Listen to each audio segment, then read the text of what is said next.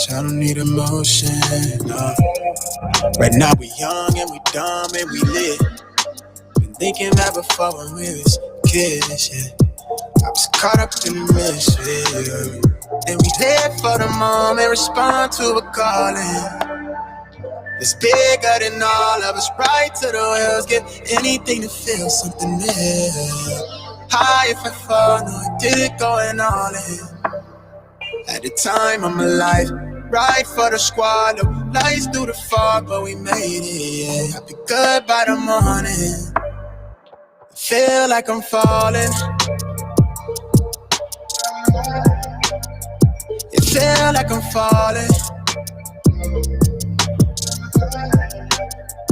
It feel like I'm falling.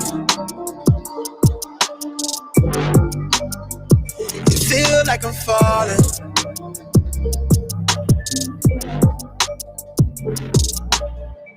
Real eyes see real eyes, real shit, real life, real rare. I'm on edge, I make noise, think all is, no cap. All facts, eyes low, but I'm still woke. No patience, heart glacier, can't see me. The young ghost, phone blare, overbearing. Shit a blessing that I overcherish. Got these rap niggas' eyes open glaring, cause they overjealous. I'm so overzealous. Whiskey side with the rosemary. They used to want to not a hoe staring. I was back before I could afford a care. Now we on course to take the tour to Paris. I blew up the bag, that hit me as bad. The guy from the racks that they chastised. They can fast die, telling mad lies. Going back, tell them get they act right. On my last light, I poured a potion, I've been out of orbit. I've been moving slowly, got me going up, they got my head clouded. I'll be good by the morning. At the time of my life, right for the squad, no lights through the fog, but we made it, yeah. I'll be good by the morning. Feel like I'm falling. It feel like I'm falling. It feel like I'm falling. It feel like I'm falling. Feel like I'm falling.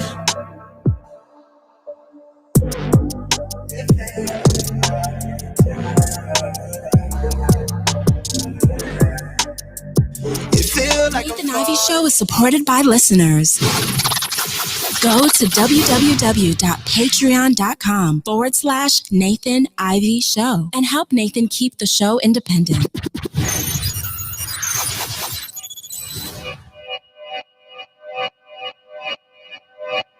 Yeah, talking to my mirror like I love you so much. Curving on my critics like I heard you, so what? You can't kill my confidence, I think I'm the man. Tally all the I ever gave on my head. Lately I've been living like I can't take a loss. They ain't wanna help me, that's what made me a boss. You can't kill my confidence, I think I'm the man. We don't give a that's what they don't understand. I'm back again like flu season. I broke records while loose leafing. I'm coming down my roof, leaving. Don't give a I don't care. Did the for my lonesome. No wonder now I'm on one. No shortcuts on that long run. All I really want is my share. Get on my God, on my totem is nothing. In the discussion, for the feelings I throw all my pain on percussion. The disgusting. I hear them bragging about that they did, and it do not move me, not in the least. They ain't been dropping no seeds in the soil, but swear that you almost spotted the feast. I've been on go mode, showbo, robo. All right, good morning, everybody. Welcome back. Let's get straight into it. On today's show, I want to kick things off talking about a very unusual story, a story that you may have heard of. And if you have not, all you have to do is check out the cover art.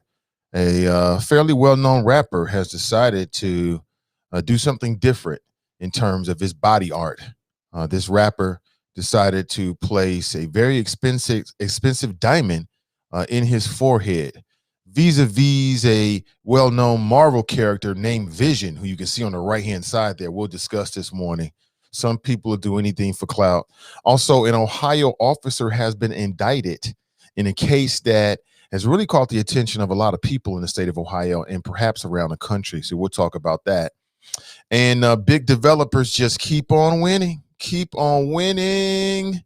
They are winning. Show me the money. They are winning. Big developers continue to win in Cincinnati. Remember that big deal that Michelle Dillingham, she gave us a Zoom call about a week and a half ago. Remember that? the one that was supposed to be or is going to be in downtown over the Rhine, aka gentrification neighborhood. You know what I'm talking about? Yes, that one, the one with no low income or moderate income units. That one. Guess what? Your city council has approved it, and I see some parallels between city council and also the Cincinnati School Board. If you're a Walnut Hills parent, then within the last, I'd say 36 hours, you've been notified about the plans for your children to return to virtual learning at Walnut Hills High Schools. And they are, let's just say, worthy of a deeper conversation, which we'll have right here, right now. It's the Nathan Ivey Show. Good morning to you. I hope the last 24 hours finds you in a good place. Hope you're doing well, you and your family. All right. Hope you're doing well. How are you? How is everyone? Good. That's good to hear. I can hear you from here. Oh, what's that? Yeah, I can hear you from here. And I'm glad you're doing well, family. Glad you're doing well. Hold on one second here. I think I can scoot over a little bit. Yeah, I think I can scoot over a little bit. Yeah, I think that's a little bit better. How's that? Can you see me there? Good, good. Think so. I feel like I'm a little bit out of focus though. Hold on one second here. I think I could take care of that with the quicks. Yeah, there we go. That's much better. Good morning to you. 513-873-7134. I seem rather close though, don't I? Yeah, I know. It's all good though. It's good. All right. 513-873-7134. That is my number. You can check me out right there. Let's get into it. Man. You know, when I saw the story about this rapper with this diamond in his forehead, I halfway didn't believe it. I'm like, nah, ain't nobody gonna do no dumb shit like that. But then I actually saw the images of rapper Lil Uzi Vert. And he's now saying that he could die if the diamond in his forehead isn't removed the right way. Apparently, as the legend goes, he spent $24 million to get a pink diamond implanted in his forehead, just like the Marvel character Vision, which, you know, I've said it before, I'll say it again. I grew up reading Marvel comics. Vision was never one of my favorites. You know what I'm saying? Number one, because he just seemed like such a little wuss. He was running around after, you know, Wanda, aka the Scarlet Witch. I'm like, get a backbone out here. Get a little android backbone or whatever the hell he is.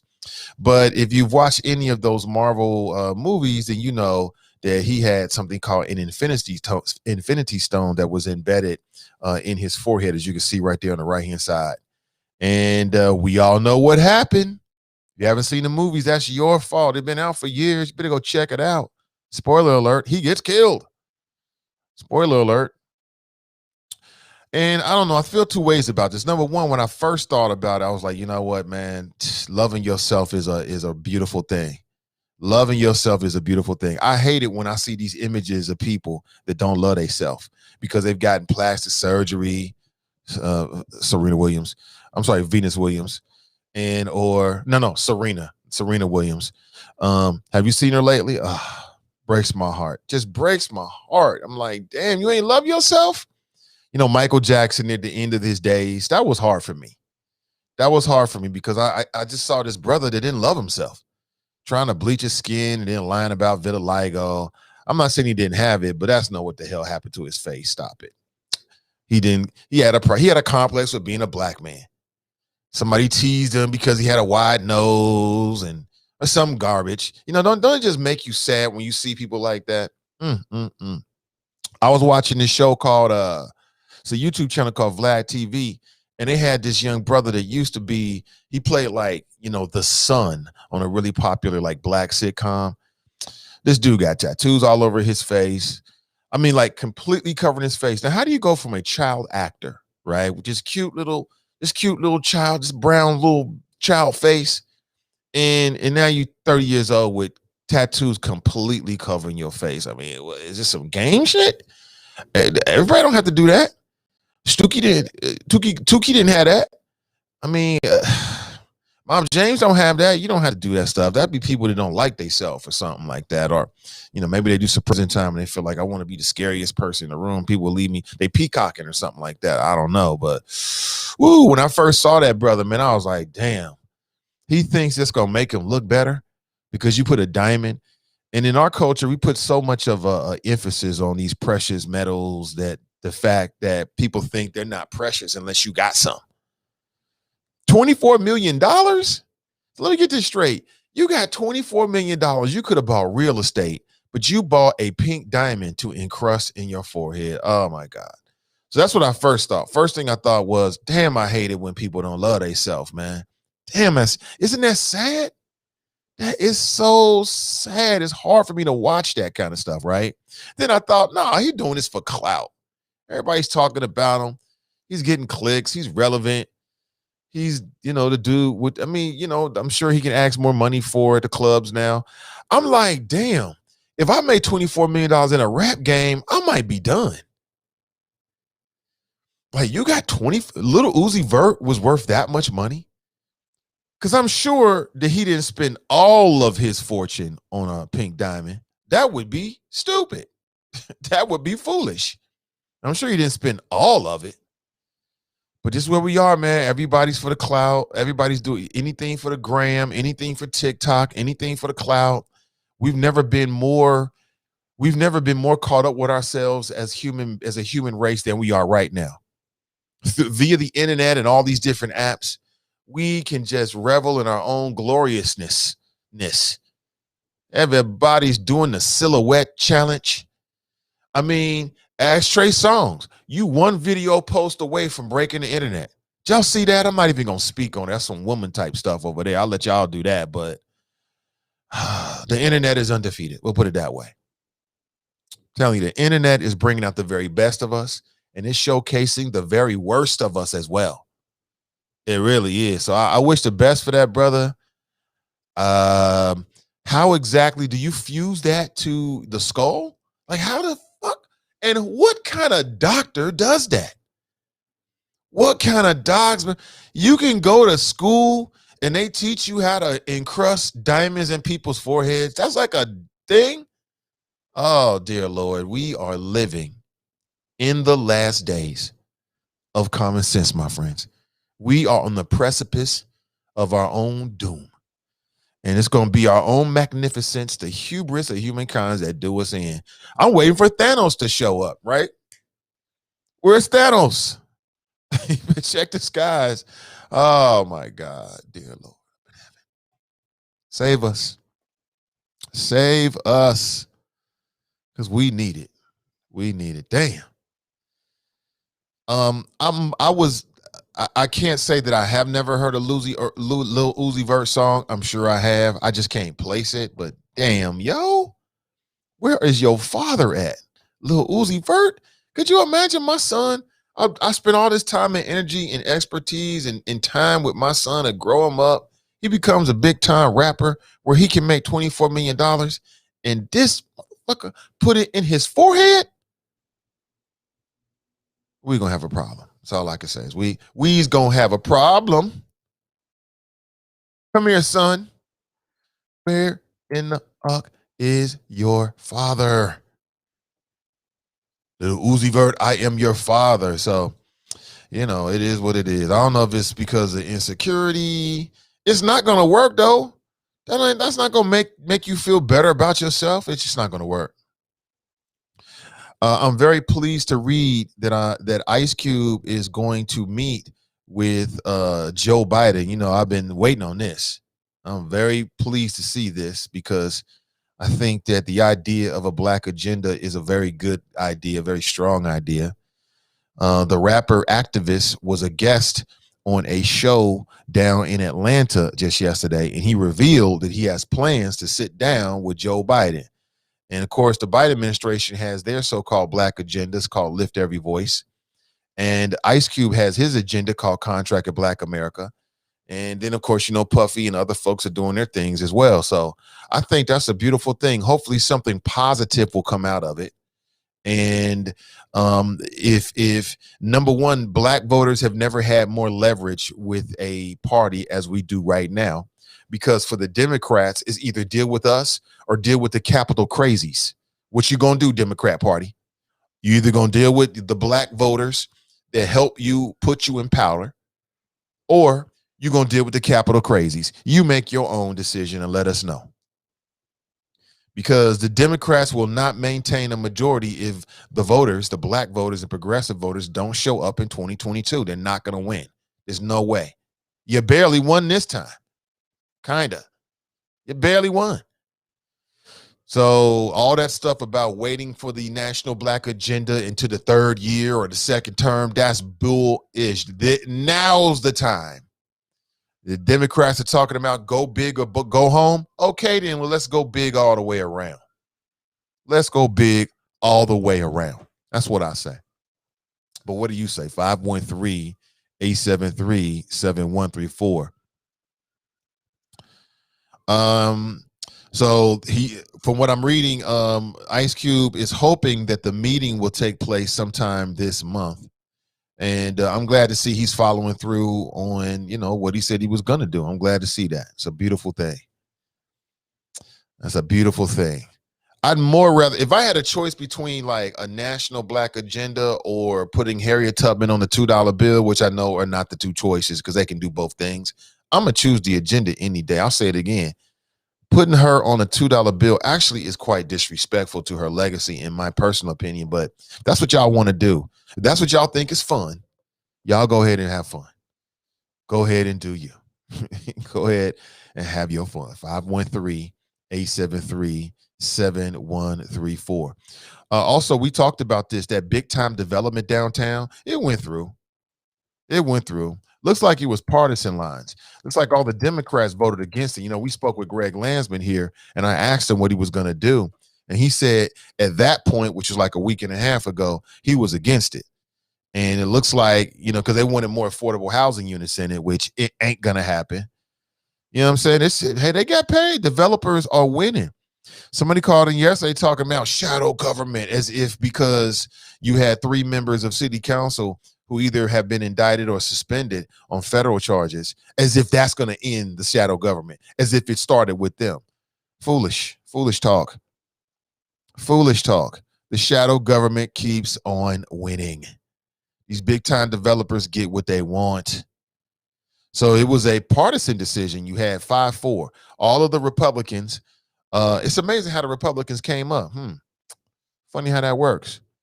All of the Republicans voted for it, along with Christopher Smitherman, who, get this, from what I understand, he voted for it in part because of the streetcar. He's been a big critic of the streetcar. But this is supposed to be on the streetcar line. So he's like, well, hey, let's connect one to the other. This kind of makes sense. Maybe he's right. Maybe they're wrong. So it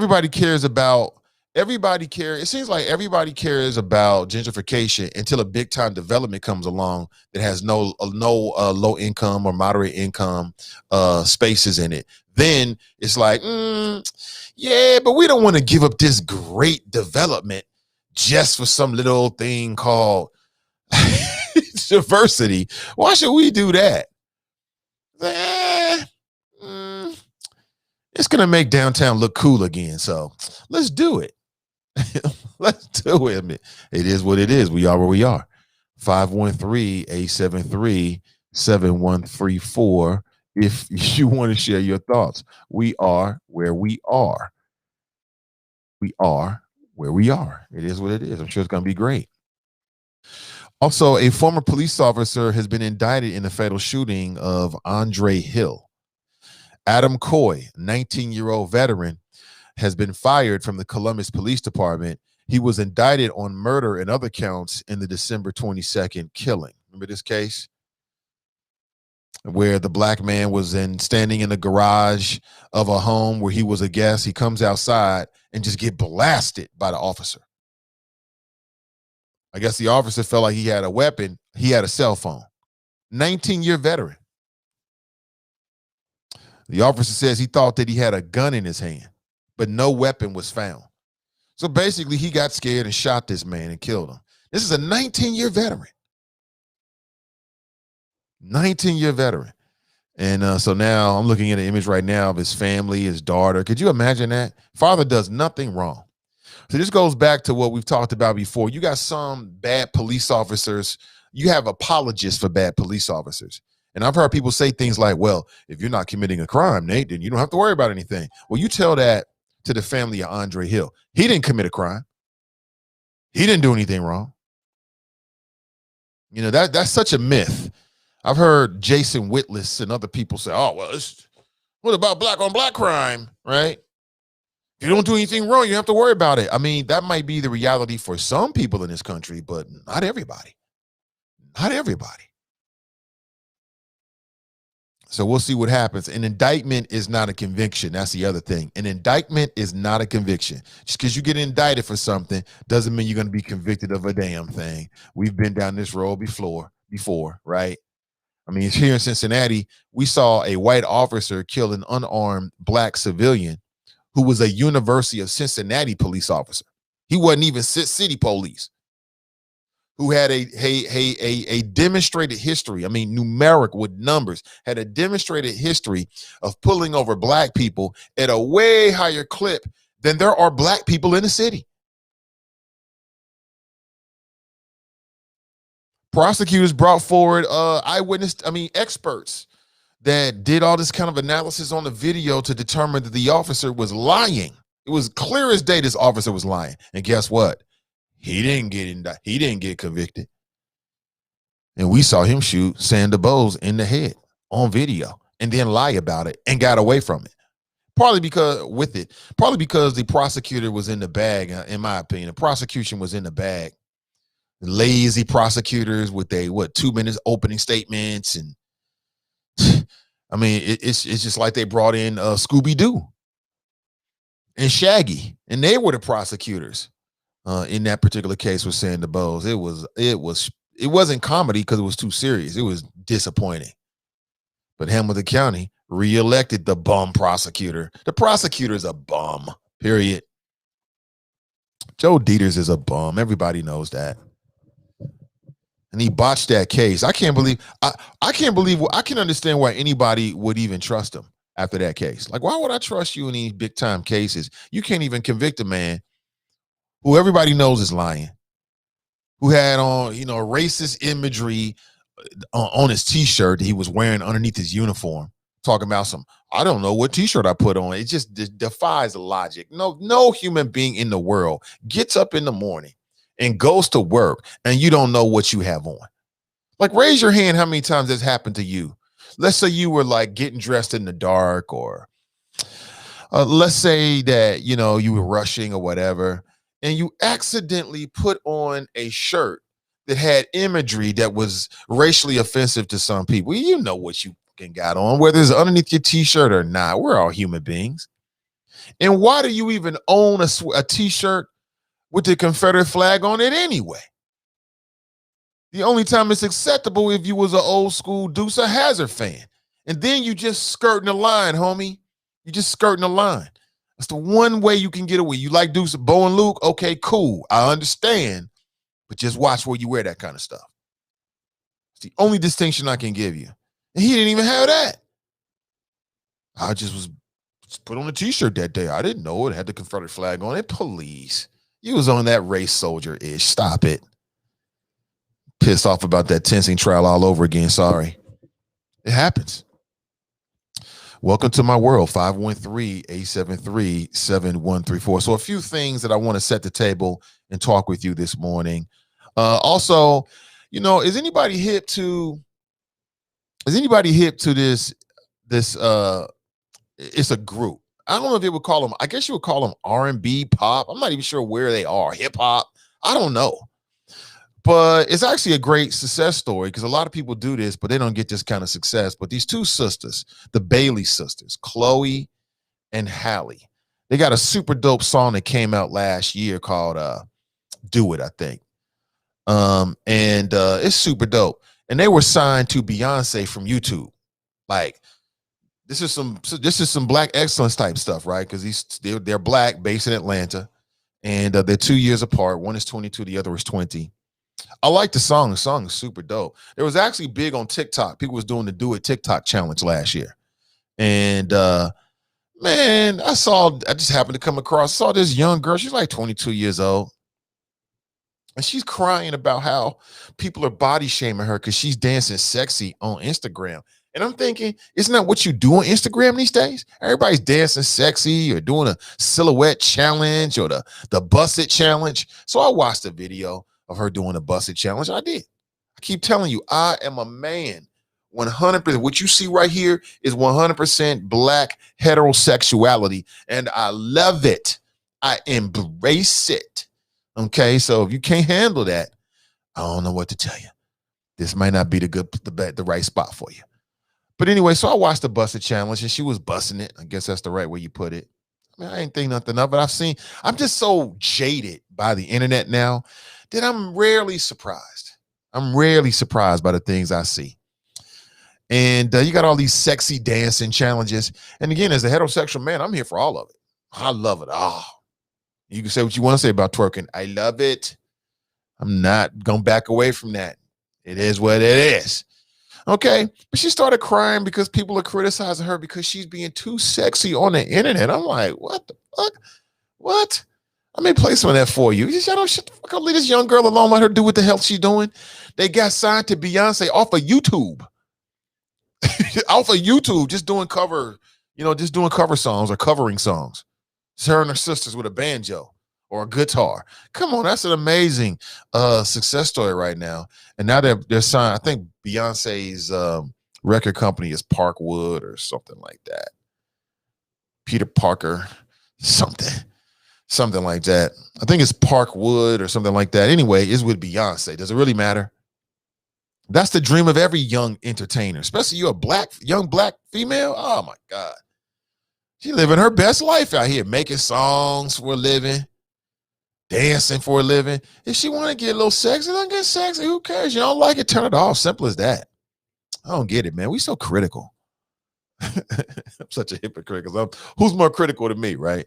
513-873-7134 if you'd like to share your thoughts this morning. Before we go any further, we have to take a quick pause and get a word from our sponsor. We'll be right back. It's that well-born experience.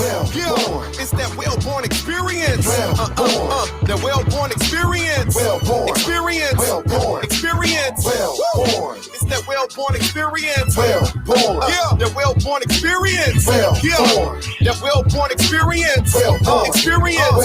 Experience. Tell us what you need. That's the question we start with. We specialize selling condos, houses, apartments. Make sure that you're happy with your residence. Keep it real, no filter. Oh, it's the realtor from the natty is heaven sent. It's the well-born experience. Ain't nothing like it. Every time he talk to his client, he's so excited just knowing he able to put them in a place to lay their head. Not focusing on his profits, but on the client instead. Right. He keeps it so professional and from his conversation. You can tell he studies before sharing information. Educated, motivated, ain't nobody better. Who's willing to walk you through every step to relieve the pressure? Yeah. And just so you know it's real, you get a special personalized rug once he closes the deal. So go and call him up so he can get you live. 513-252-1055. All right, 513-252-1055. TeamWellbornExperience.com. There is a link in the description of today's show on Facebook and YouTube. And if you're looking for a dream home, looking for a rental property, looking for a commercial space, hit up Team Wellborn. Hold on a second here. Let's see. Keep it chilly in the house, especially in this particular room, because I got equipment in here. It gets a little hot, starts buzzing in here. All right, who wants to talk? Who is in the mood for some good old-fashioned talk radio this morning? I would love to hear your thoughts. Let me go straight to the choppers this morning. Where else would I go first? Let me go straight to the choppers. Miss D Rice, greetings. Ray Rice here. Miss D writes, correct title, Anything and Developers. That's right. Pat Rice, good morning. Sharp Rice, good morning, Nana Choppers. Tracy Rice, hi. Mason Marler's in the house, a.k.a. Politically Petty. Ray Rice, City Council.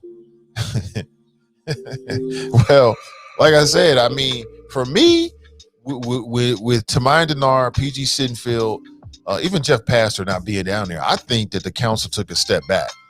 I think council took a real step back, a giant step back in my personal opinion. And we definitely lost diversity. You know, I ran through the numbers. I think the city of Cincinnati is 45% Black, 45% African American, anywhere between 42 and 45%, depending on where you go. And city council is not percentile-wise representative anymore. We were, but we are not.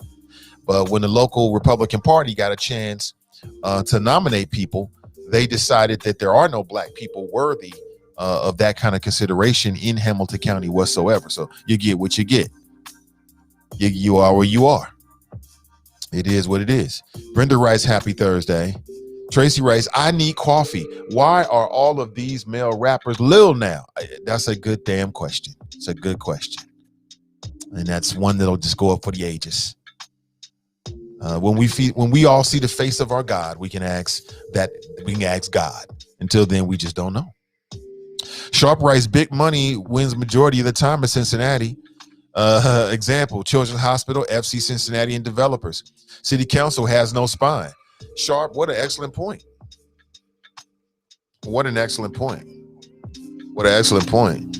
You know, just drawing some parallels is kind of interesting. Like, I had been thinking about it, but now the actions of the board, the Cincinnati Public School Board, and again, it's going to be a lot of good people to do that, but I want to make sure that CDM is a part of that as well. And we're going to have some very interesting political races. So I think more is more for the public. I most certainly want to be a part of any of those kind of things, especially when it comes to the school boards, because as I was thinking last night about, you know, a lot of things that I'm seeing and hearing, there's just some things that there's still a lot of questions that need to be asked, and we need someone who is going to demand the answers no matter what. Someone who's willing to stop being Cincinnati polite. And you're looking at them most certainly. And as it relates with the school board, you got 4 members who are going to be asking for re-election. We'll find out if they all run or not. And before we make those decisions, there are some questions that need to be asked and some answers that need to be demanded, you know, as it relates to these people. My daughter goes to Walnut Hills. I said it 1,000 times. I say it again. And so we just got the notification of like what that process is going to be in the next couple of weeks. And, you know, from my daughter's own words, it's dangerous. I mean, she's the one who's got to be there, not me. And she's torn. Like on one hand, she like, you know, the CDA is not an option for her. This is coming from her. I mean, because she's the one who's there, not me. But she also feels like the plan is just really unsafe, doesn't really make a whole lot of sense. And then she's thinking about the loss of instruction time, which is just so counterintuitive. It really is. Like I said, we talk to these school board members, and their backward logic is dangerous. Like I said, the humans, what we found in COVID is that COVID, a crisis, can be very, very revealing about leadership, about your organizational efficacy, about so many different things, right? And so one of the reasons why Donald Trump was not reelected was because of his response to COVID. It cost him. If not for that, like if Donald Trump would have jumped on there and been a real leader, he would have been reelected easily. He would have beat Joe Biden easily, but he blew it. It's the same thing with the school board. Like, you know, nobody could have foresaw what their decisions and some of their rationale was going to be. But it took a crisis to sort of reveal to you, you know, who these individuals are and what they really stand for. And like I said, I mean, it's going to be, I just can't wait to see these explanations when some of these folks stand up on front of stages, they get in front of the public, and they try to convince us that they deserve our trust again. That's going to be a real hard conversation because, I mean, what COVID has revealed is that the school board, and this is my opinion, there might be school board members listening, so be it. But what it reveals to me is that in a time of crisis, in a time of life or death, that they are not going to seek input from the parents. They're not going to, because they didn't do it. In a time of crisis, in a time of, because the best predictor for the future is the past. So in a time of crisis, in a time of life and death decisions, they don't really care what the teachers think who are on the front line. And that's so now, if these individuals are running for re-election this year, I just can't wait to hear those explanations as to why we should trust you.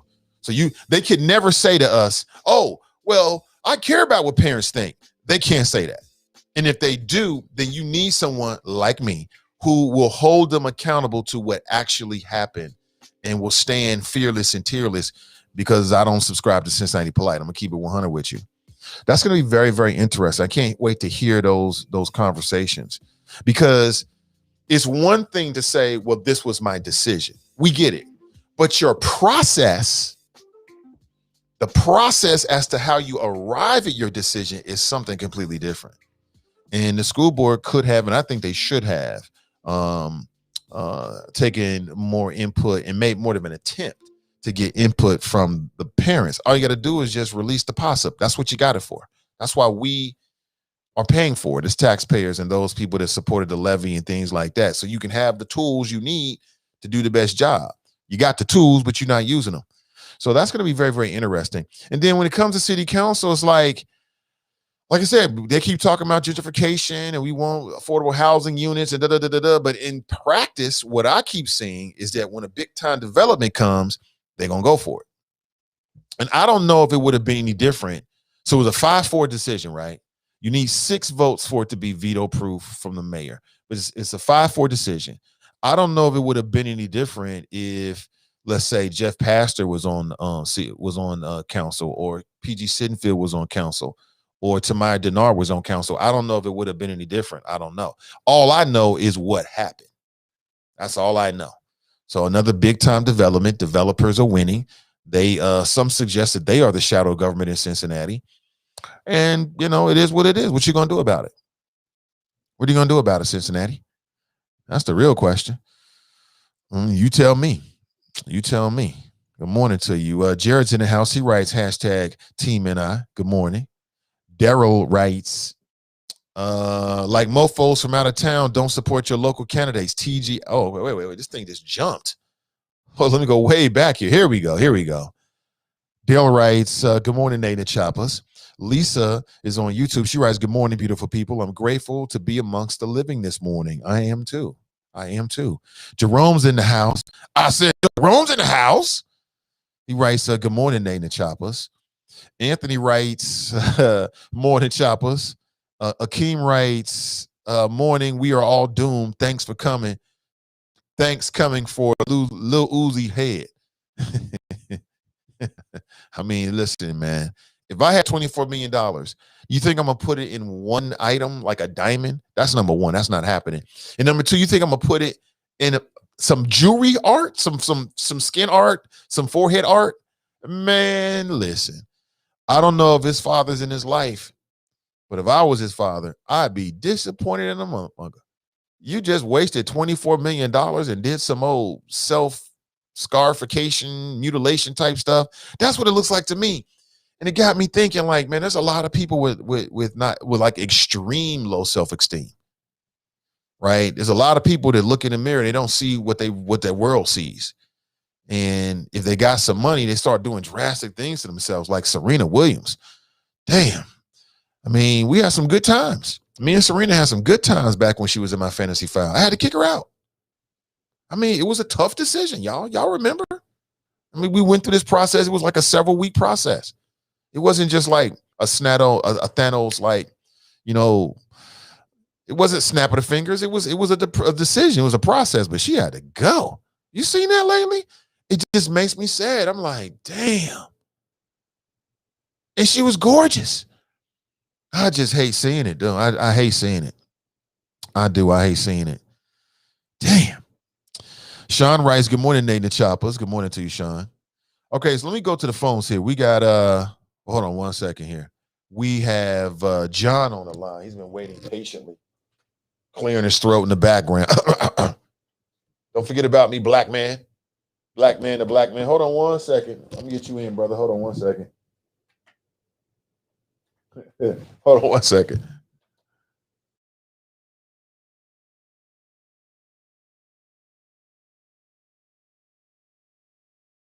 All right, I got you, John. Who knows what John wants to talk about? Hopefully John is on point John. Hopefully he's going to talk about what has been brought up. That would be refreshing. Akeem writes, I think I read that already. Tiff Tips in the house. Good morning to you. Daryl writes, he better watch where he travels through the world. You know, that's right. It's like, all I got to do is just bump you over the head and get 24 mil. Oh, man. You talk about a target. He might as well just put a target right on his forehead. That's what he did. But I don't know, man. If I had a choice between getting like what Lil Uzi Vert did and then Visionaire on the right, I'm going to take the one with the superpowers. I'm just saying that'll be me. Mason Marler writes, morning Nathan in the Facebook choppers. Good morning to you. Alicia writes, God's morning Nathan in the choppers. Good morning to you as well. Janine writes, good morning Nathan in the choppers. Mr. Taylor writes, price on the head, dumbass boy. What's up, Mr. Taylor?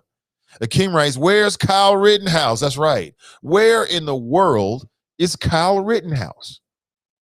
How do you lose this man? Wait, let me look at the latest news here just to make sure they haven't found him. Let me see. Where is Kenosha shooter Kyle Rittenhouse? 1 hour ago from Slate Magazine. Now prosecutors are looking to arrest Kyle Rittenhouse. If you don't remember, it goes back to August of last year. Amid the Kenosha unrest, Kyle Rittenhouse, 17-year-old male from Antioch, Illinois, I think his mother drove him to Kenosha, and he killed two protesters and wounded another during confrontations. Apparently, people was trying to get at him. He had a weapon, and he shot two people and killed them.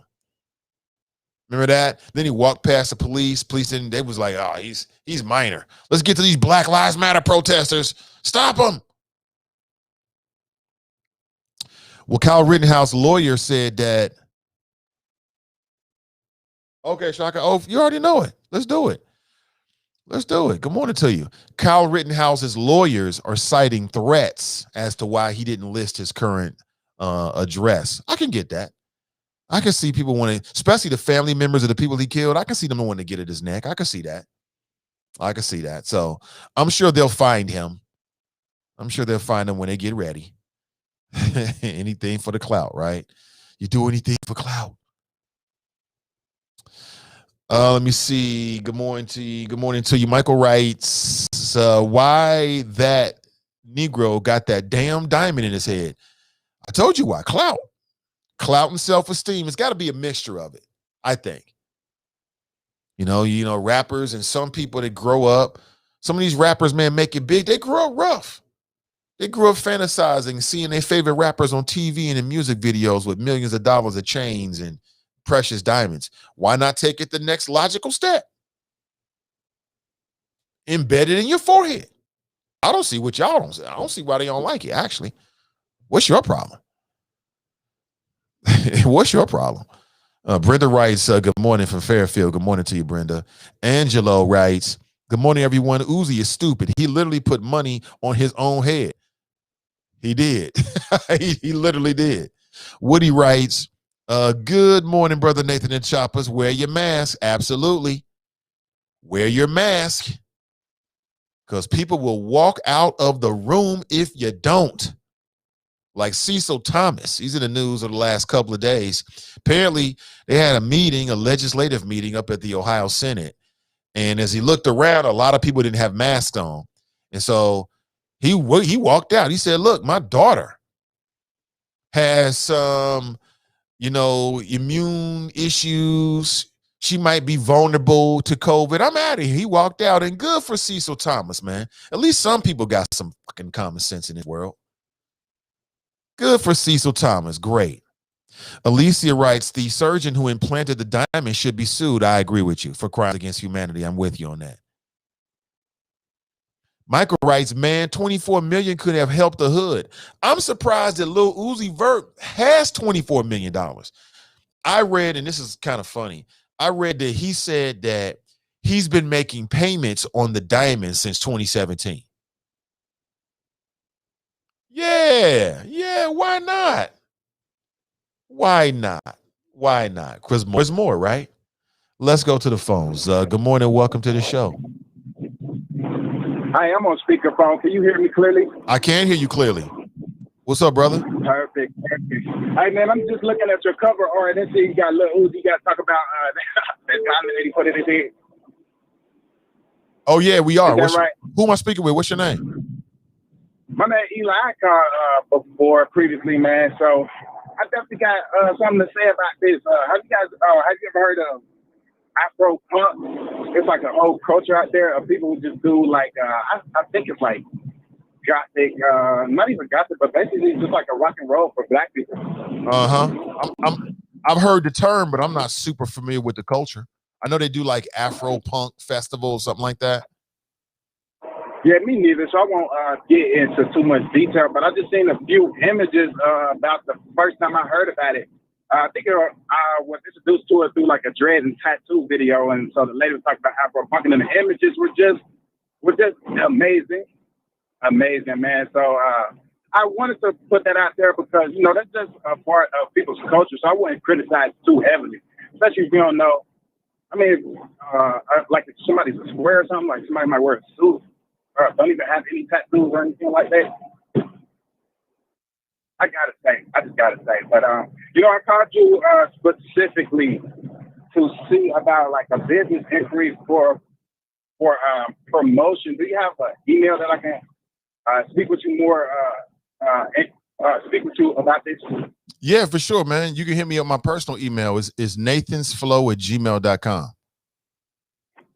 I'm sorry, so can you just repeat that? It sounded like you said Nathan something. nathansflow@gmail.com.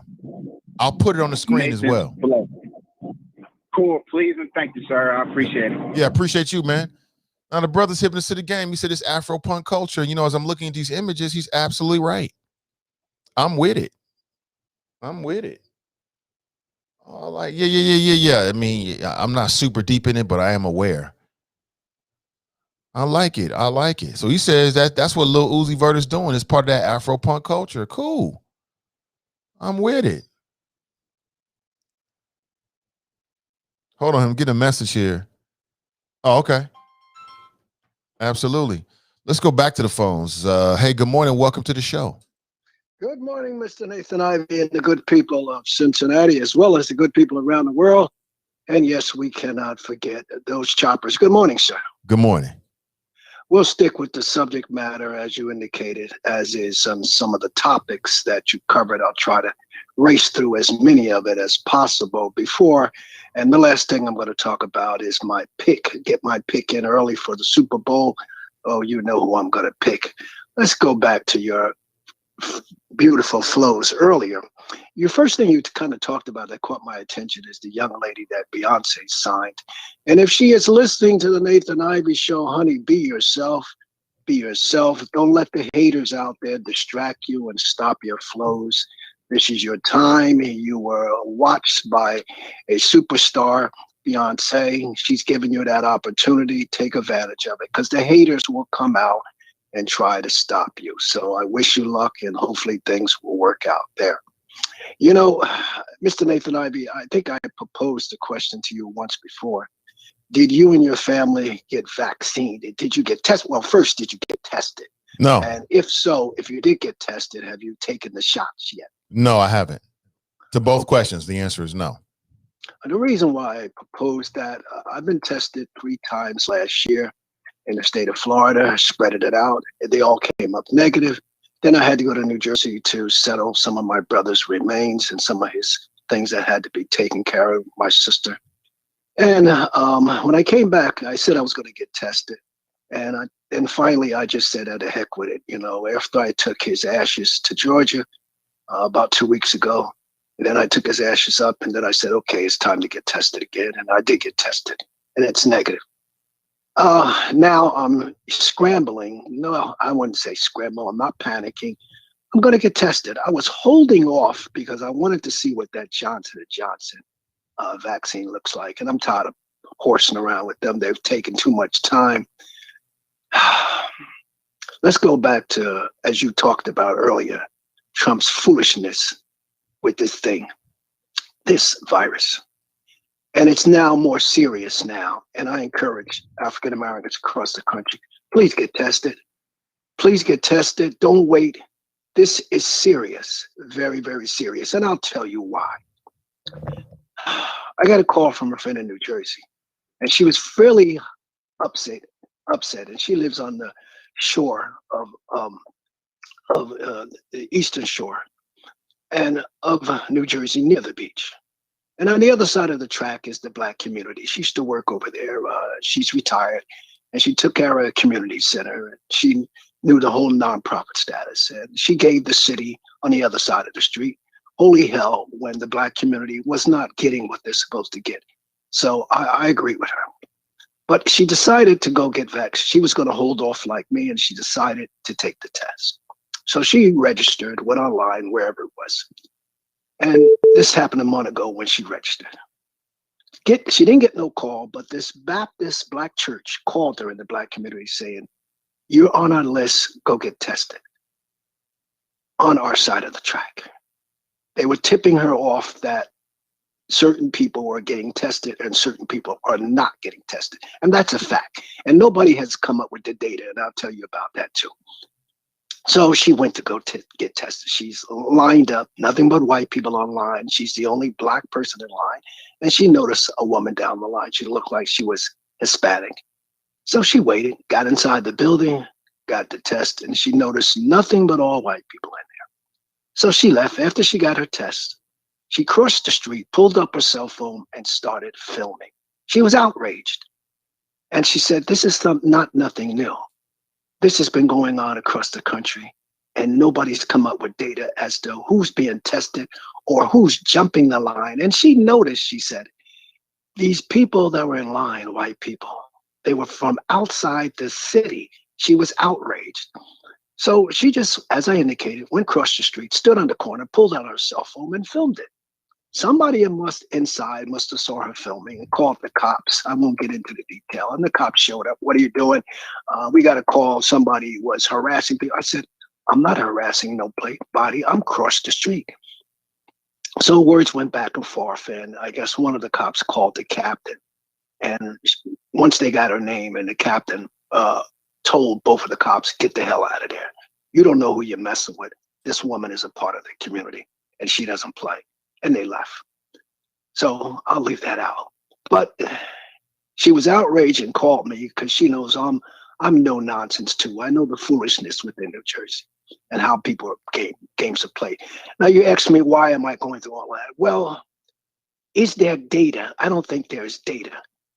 And what I just told you, her story, in the middle of the night, I'm watching CNN and I'm watching Cuomo's show, and they rebroadcast these shows in the middle of the night. And Cuomo laid it out. He says there is no data showing who's being tested and who's not being tested.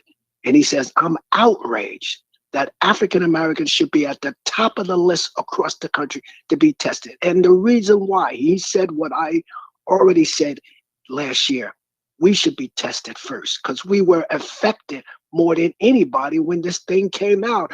Now it goes back to that idiot Trump. Barack Obama, and I told you many times, Mr. Nathan Ivey, Barack Obama told him before he left the White House, told Trump, this virus may come and this is what you got to do.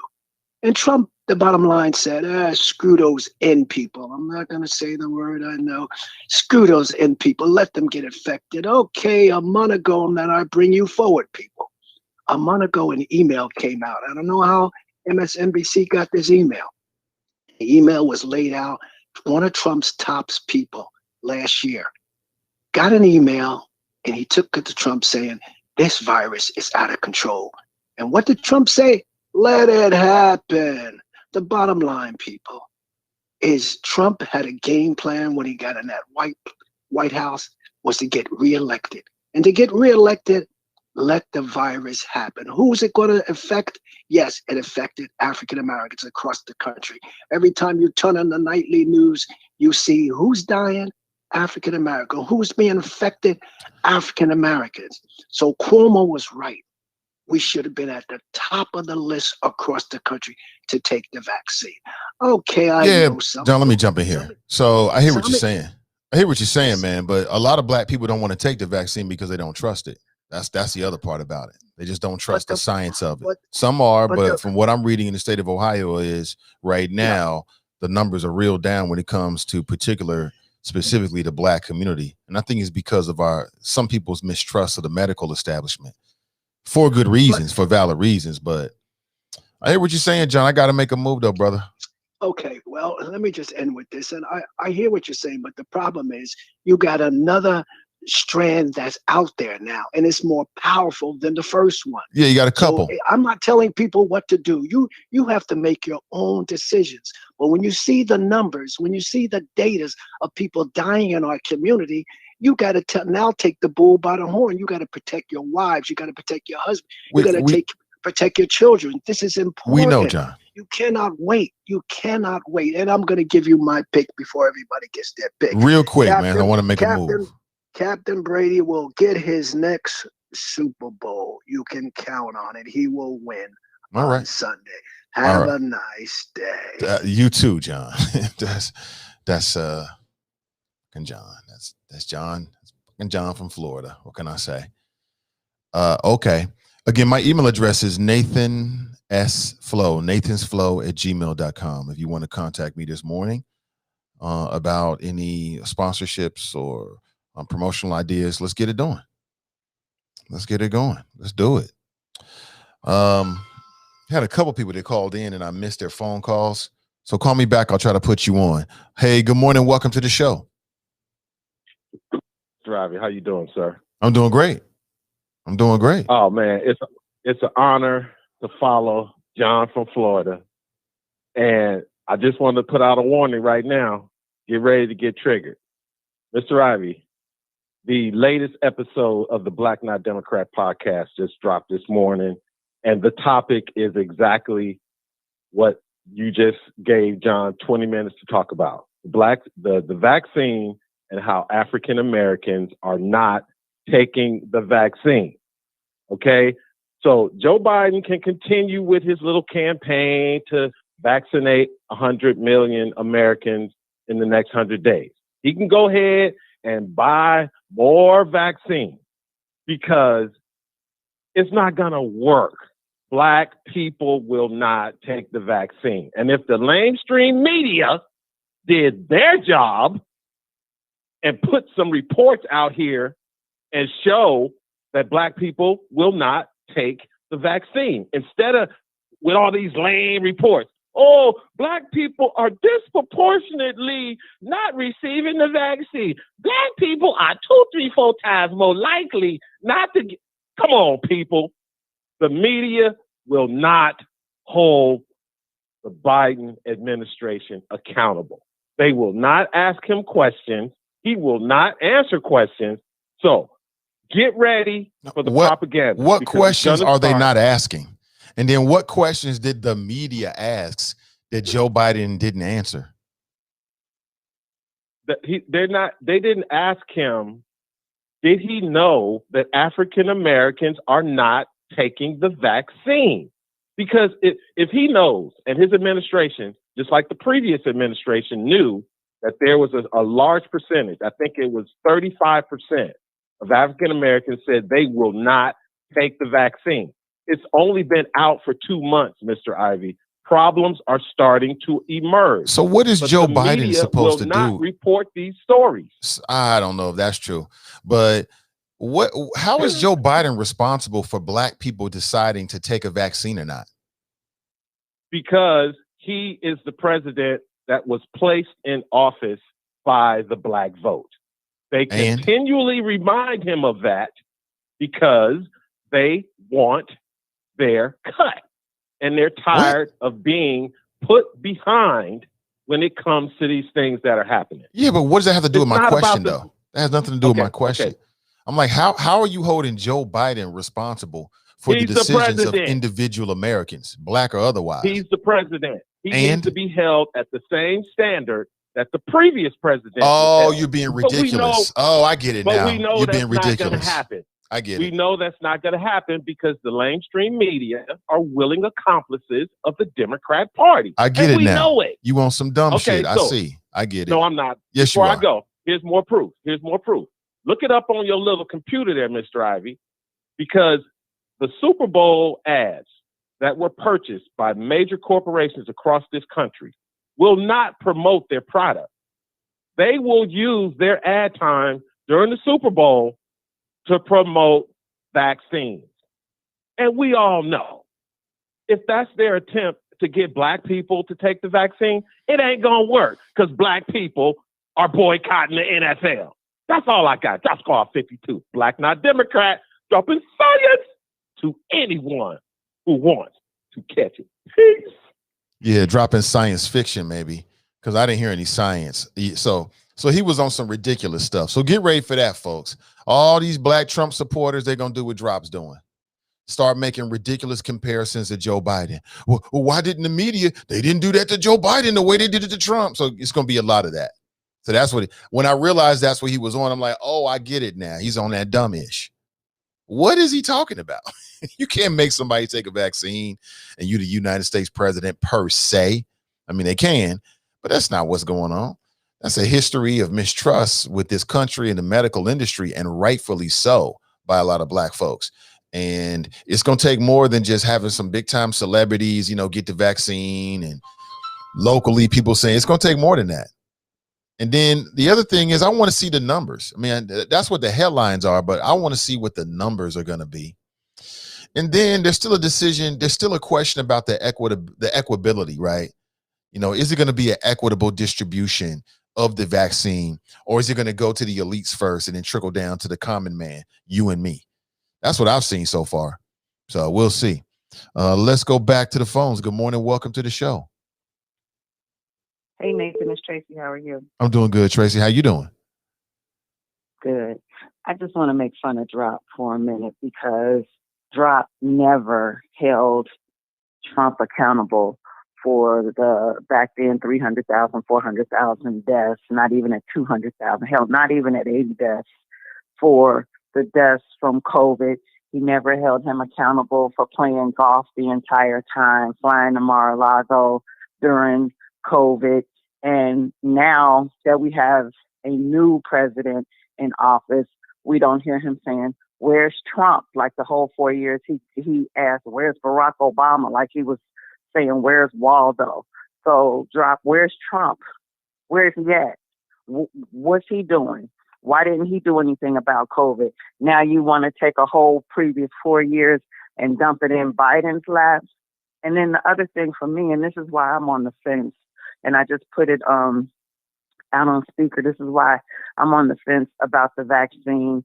Nobody has ever given two shits about Black people in America ever. I'm 51 years old, and I've never seen anybody be compassionate to Black people, care about the plight of Black people. And now that there's this vaccine, they want to push Black and brown people to the front of the line and say, here, take this shot. It's free. Why shouldn't we be skeptical? Why do they care now? So don't make it seem like we're incompetent and irresponsible because we're using our brains to think about something that's being forced upon us.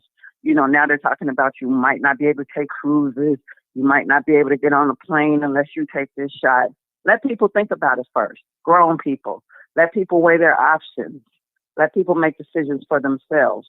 But in the meantime, instead of downing Black folks and talking about what we're doing or what we're not doing, you get out and you look for not Barack Obama, but Donald Trump and his whole family, because they're missing in action. They're probably in the same house as Rittenhouse some damn where. So you write a podcast on that, Drop. Have a good day. Thank you for the call. She's 100% right. Racker. She's 100% right. Hold on. Do I have some kind of sound effect for that? I should. Maybe some Chun-Li.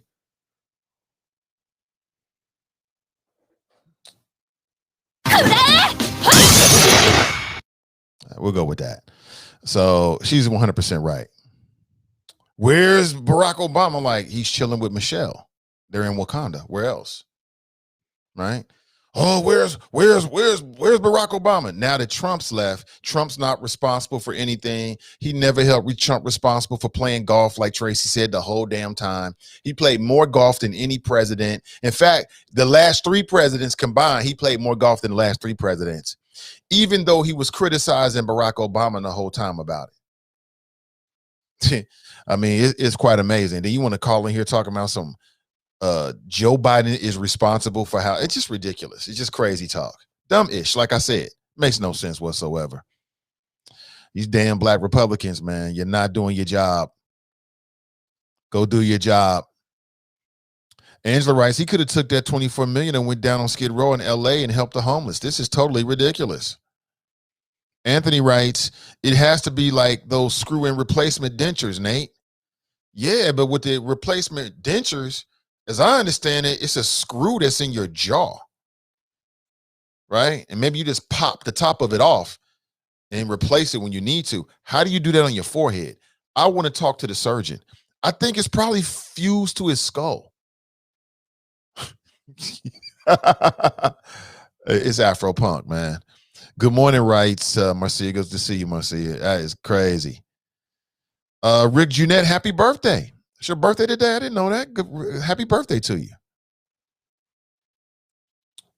Yeah, happy birthday. Nat writes, all those natural resources, diamonds stolen from Africa, and you do this ish, shaking my damn hair, LOL. Dale writes, Ice Cube can kick rocks. Kenneth writes, Ice Cube, just sit down with Kamala Harris, see if this sister is real. And we'll see. We'll see. Glenn writes, Black Americans had more leverage in the 50s and 60s. Really? Nah. I don't know about that. I would like to hear that. But I'm saying that black voters have leverage right now because, you know, when there's competition, who wins? The consumers. And right now, there's super competition between the Democrats and Republicans. They both want our vote. The Democrats are holding on with a very, very tiny majority in the Senate. And in the last election cycle, they lost suits in the House of Representatives. Okay. So if they want to maintain these power positions, they have to deal with us. There's never been a better time to push for a black agenda. The time is now, right now, if that's something you care about. If you don't, then, you know, it is what it is. Back to your pina coladas. Good morning. Welcome to the show.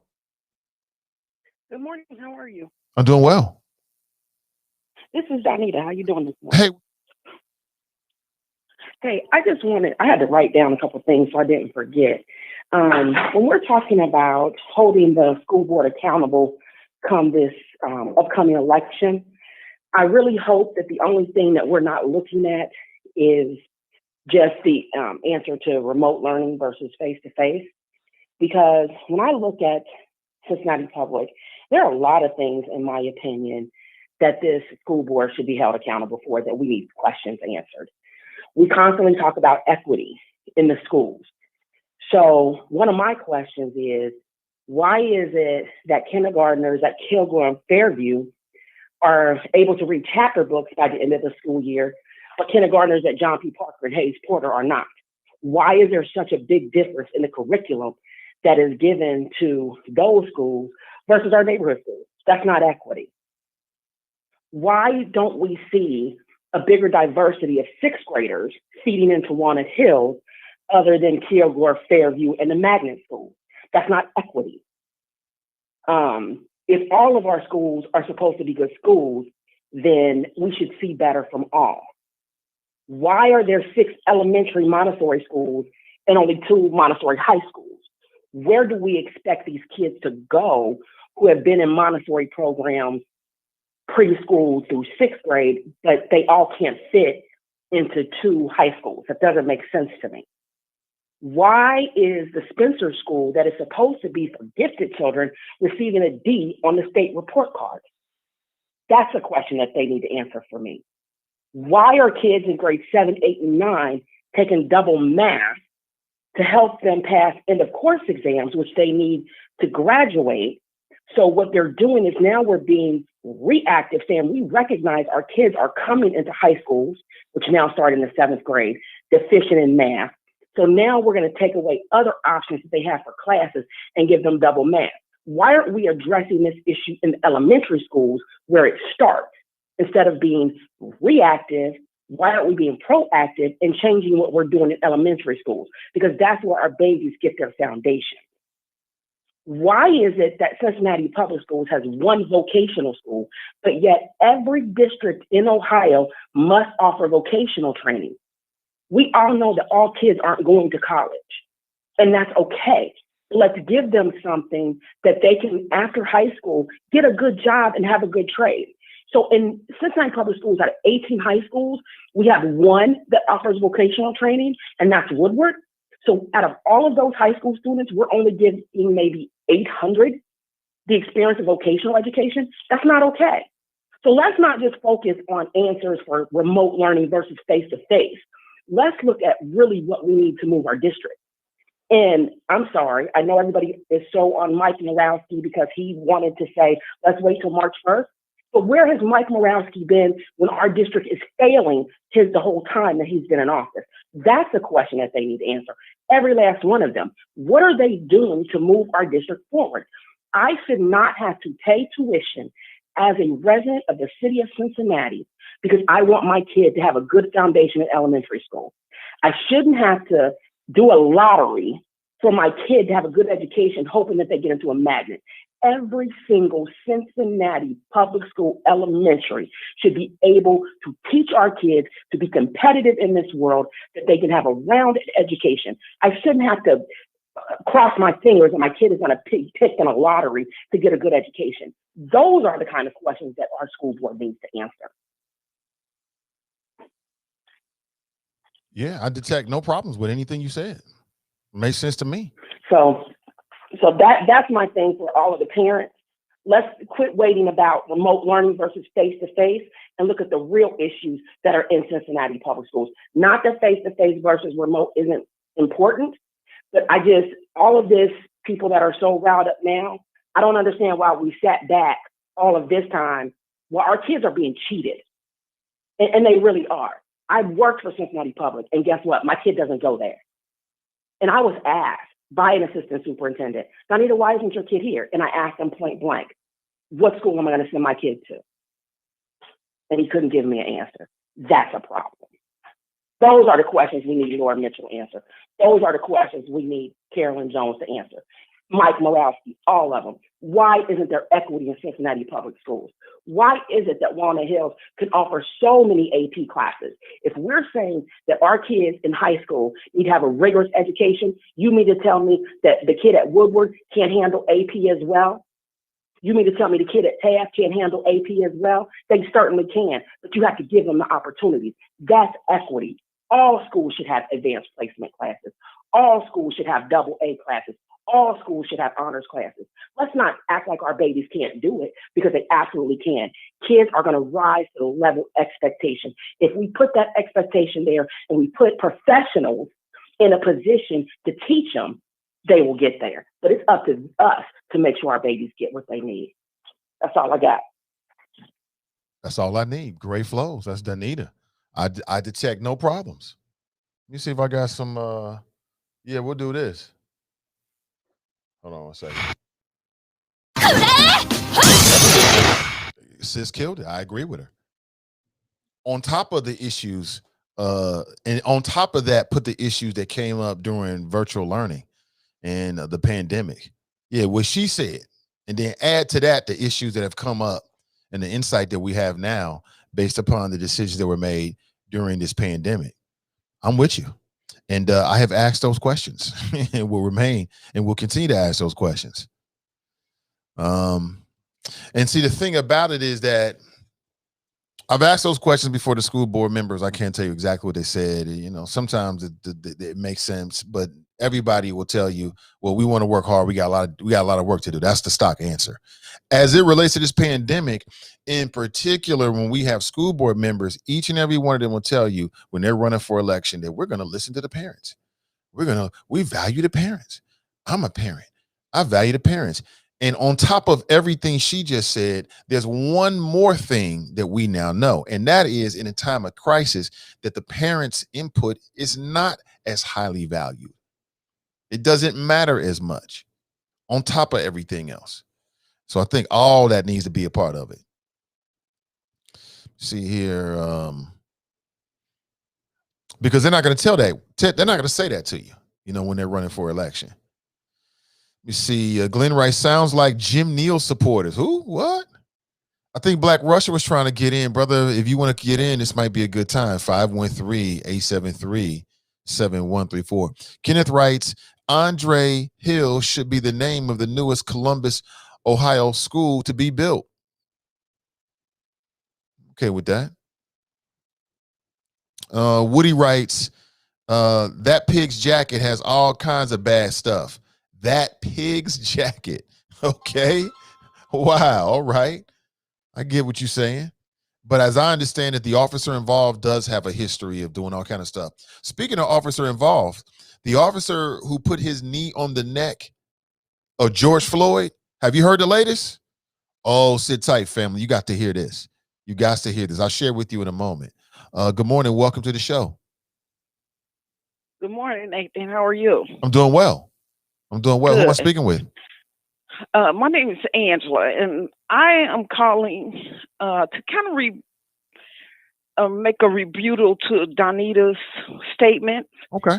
Because I don't think I just don't see the district that way. I think the district does provide great educational opportunities in our district schools. It's just that they also provide additional programs in our magnet schools. Every child doesn't learn the same way.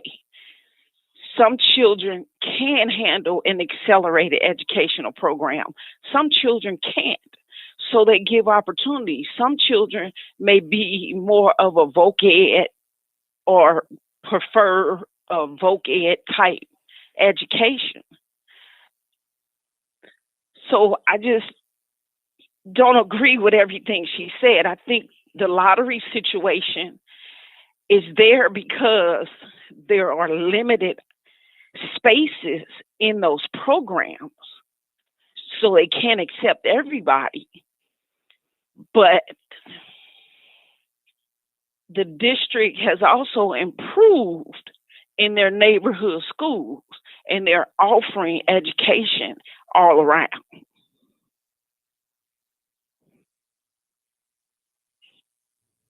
Is that all, Angela? Anything else? That's it. Okay. I appreciate the call. I love it. Angela's like, hold on, pump the brakes now, Donita. Here's a different viewpoint. It's like there's not enough space. I think what Donita was saying is, why isn't there enough space? I've asked that same question to board members. Like, why is it that everybody's funneled to one or two schools? What's the barrier to making these other schools just as good as the few schools that seem to get the best test scores and or everybody wants to put their kids in? I think that's a fair question. Hey, listen, y'all, I almost forgot, man. I got an email from Raphael Sadiq. How could I forget this? I got an email from Raphael Sadiq, y'all.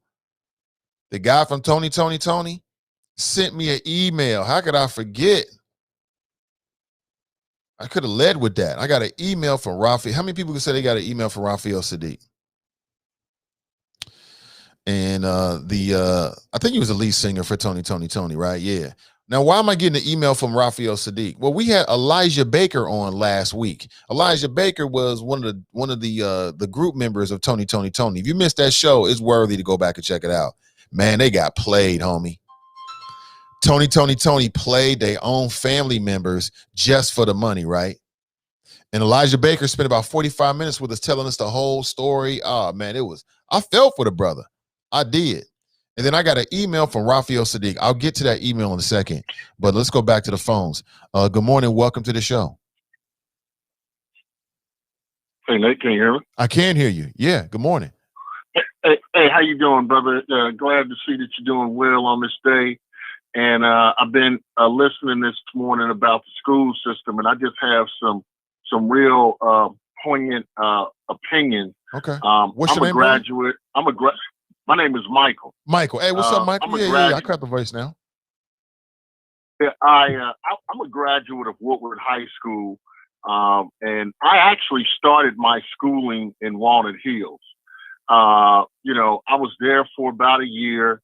The curriculum was, I wasn't prepared. I had the smarts, but I wasn't prepared from the discipline aspect to be successful. And, I ended up bounced around, went to a school called Peoples, ended up at Woodward, graduated there. But as I look at my own kids, who unfortunately they don't live with me, so they go to a school district out of town, but my nieces and nephews who graduated from Walnut, some went to Winton Woods, some went to Woodward Withrow. I just really feel that as we tout Black business and all those other things, it's time for us to adopt our own school system. And I just really believe that from a wholehearted perspective, that we need a specialized curriculum that speaks to young men and young women. And I believe that the boys should be educated separate from the girls.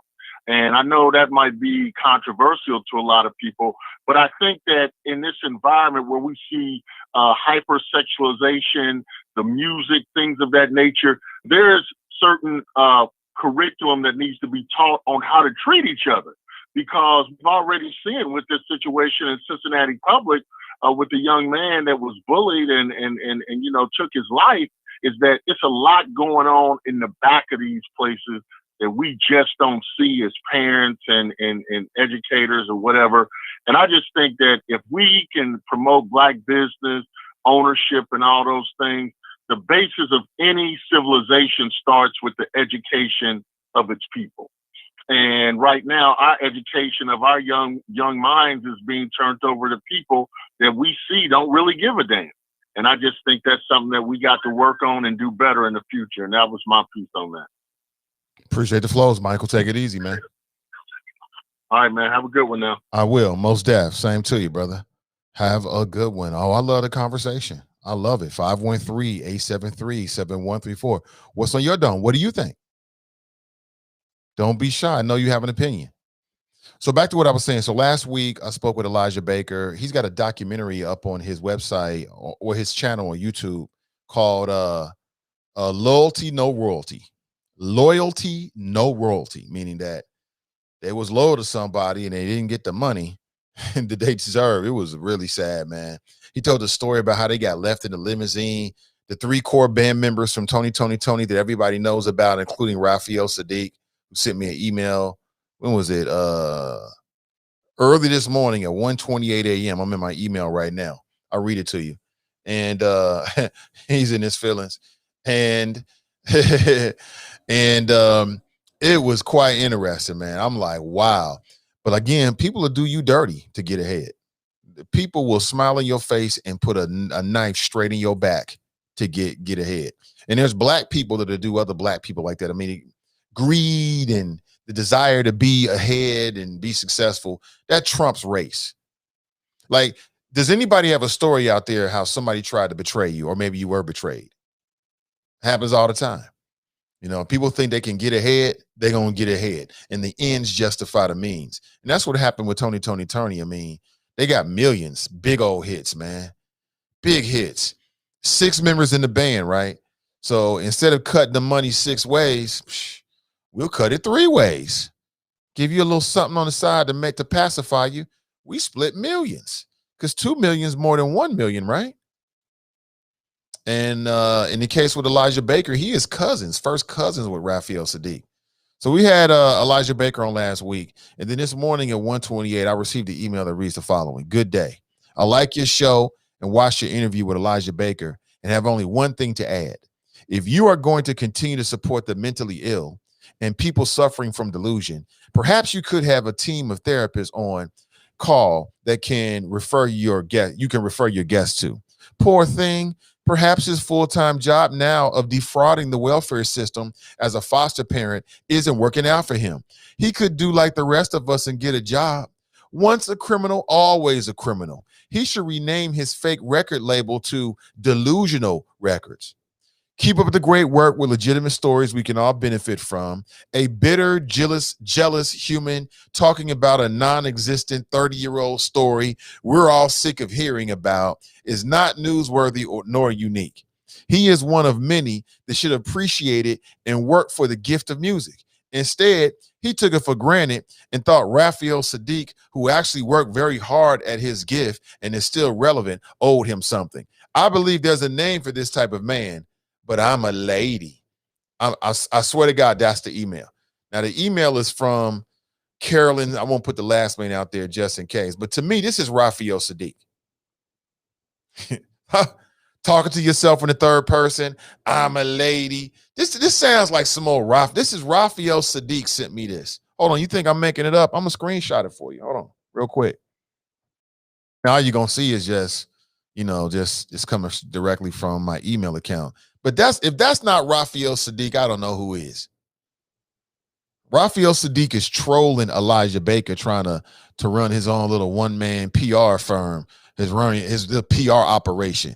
Raphael Sadiq all day. Dead giveaway.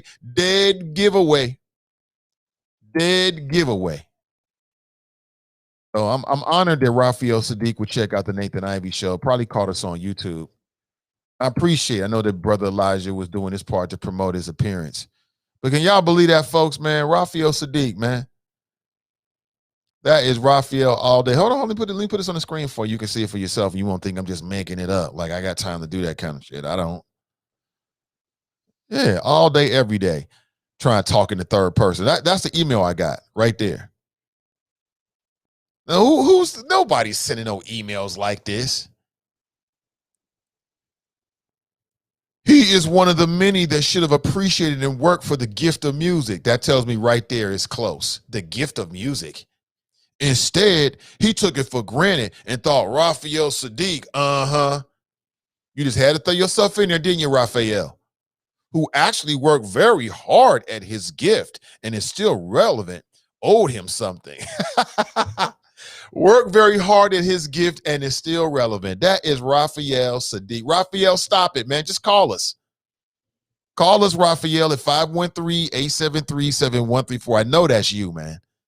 There's no way in the hell that some random person on YouTube watched that show and then sent this to me. I don't believe it. I don't believe that at all, y'all. That's Raphael Sadiq all day long. Nobody can tell me anything different. He's one of the many that should have appreciated and worked for the gift of music. That's a musician right there. Who out there is right? What non-musician is going to write a response to something they saw on YouTube talking about the damn gift of music? Instead, he took it for granted and thought Raphael Sadiq, who actually worked very hard at his gift and is still relevant, owed him something. That man's ego, woo. Raphael, your ego is huge, bro. You got a lot of nerve to send me something like this. And got the name to change your name, Carolyn. Damn Carolyn. That's Raphael Sadiq. All day, every day, dead giveaway. I believe there's a name for this type of man, but I'm a lady. Sure you are, Carolyn. Yeah, sure you are. That's Raphael Sadiq right there, y'all. Tell me I'm wrong. Tell me I'm wrong. You got time to do that, Raphael? You're going to be busy. You out here just sending random things to podcasters. What you need to do is cut your first cousin the check. You greedy bastard, you. Oh, my gosh. Daryl writes, Nate, say allegedly to protect yourself. Yeah, allegedly, right. Crystal writes, maybe. Crystal writes, where is it at? Maybe he is a lady.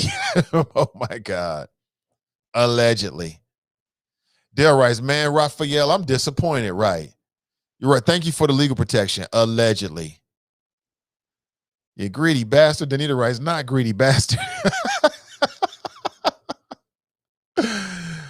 Damn, man. I got a good mind to send that snippet to him on Twitter. Like, man, stop playing games with grown folks, Raphael, and cut your cousin the check. You damn Grinch. The Grinch that stole the R&B royalties. Tiff writes, we only know one side of the story. She's right about that.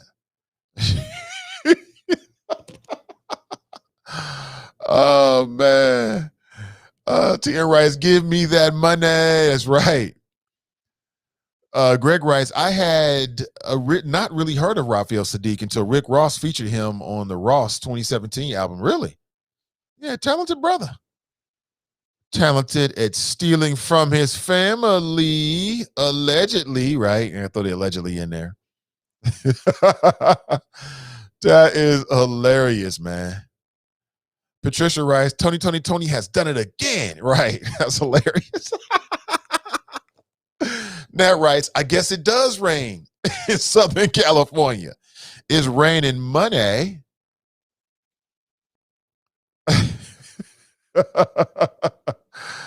Oh my gosh, man. Again, to me, that's Raphael Sadiq all day. Nobody's like, you know what? I'm gonna send Nathan Ivey a message. Who's doing that on YouTube? Who's got time for that?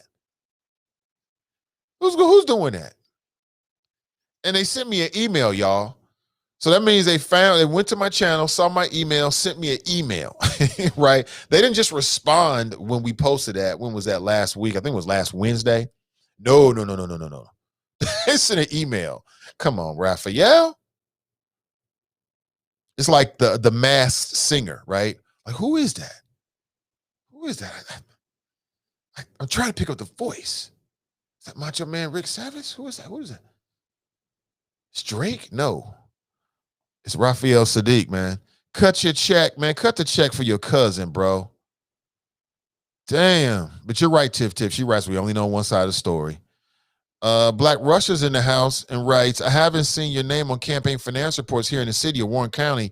You can find my name on a bunch of reports. Where y'all at? Michael writes, okay, so Kyle is off the grid. No ankle monitor, right? Cass writes, hey, Choppers, I'm way late, but humans are acting a damn fool right now. How can I join the Space Force? I'm sick of it here. The Space Force? Oh, my God. That's right. That's going to be Trump's legacy right there. Watch. He created the Space Force. That's because they know that the aliens are coming soon. The aliens will come soon. They were not going to come in. Because if I was an alien, I wouldn't want to meet Donald Trump either. I was telling the wifey this. I was like, you know what? We now have more evidence that, in fact, there is intelligent life out there in the universe. And the evidence that we have is that they didn't reveal themselves like Donald Trump was the president of the United States. That in and of itself shows that they're intelligent. That shows that they are very intelligent beings out there because they didn't reveal themselves while this bumpkin, this Gilligan, this narcissist was the president of the United States. Now that Joe Biden and Kamala Harris are there, the aliens might feel good enough to reveal themselves, to decloak their spaceships, you know what I'm saying, or take off the human costume and reveal their true nature to us. There was no way in the world that intelligent beings were going to do that and meet Donald Trump because he would have been trying to run some kind of con on them. Do you need hotels on Mars? You know, some old dumbish. He would have been. He would have been all day, all day. Naisha writes, I agree, Clout. Hey, what's up, Naisha? Good to see you. Do anything for Clout. Anything for Clout. Lamont writes, Google Afrofuturism. He hipped us to the game. Was that who you that called in, Lamont? Appreciate that. Appreciate it. Graston writes, armchair amateur politicians in Warren County who support their councilman storming U.S. Capitol. Funny. Crystal writes, nope, still stupid. She ain't playing no games with it, huh? Renee writes, ugh, OMG, make it stop, Nate. Sarai writes, long-winded. John is long-winded, you know, but what I can tell from John is John 100% supports the show. Not enough to listen to what we're talking about before he calls in, but supports the show nonetheless, right? So, and if you support me, I support him. But at some point, I'm like, I feel like you're talking in circle. I'm not going to take a breath. If I take a breath, then Nathan's going to cut me off. Well, Mr. Nathan in the Choppers, and you just keep on talking and talking and talking. I'm like, long as you're making sense, I'm cool with it. At some point, new. Sarai writes, what's the moral of the story, John? There is no moral. Naisha writes, I'm so lost. He's taking us all over the place. Yeah, he was. And then he wants to say, now let's get to why I called in. Huh? You've been talking for 10 minutes. Jesse writes, John has the longest stories. He does. He should be in the Guinness Book of World Record. Longest story ever told. I don't want that to be that would be a dubious distinction for me. I don't want that.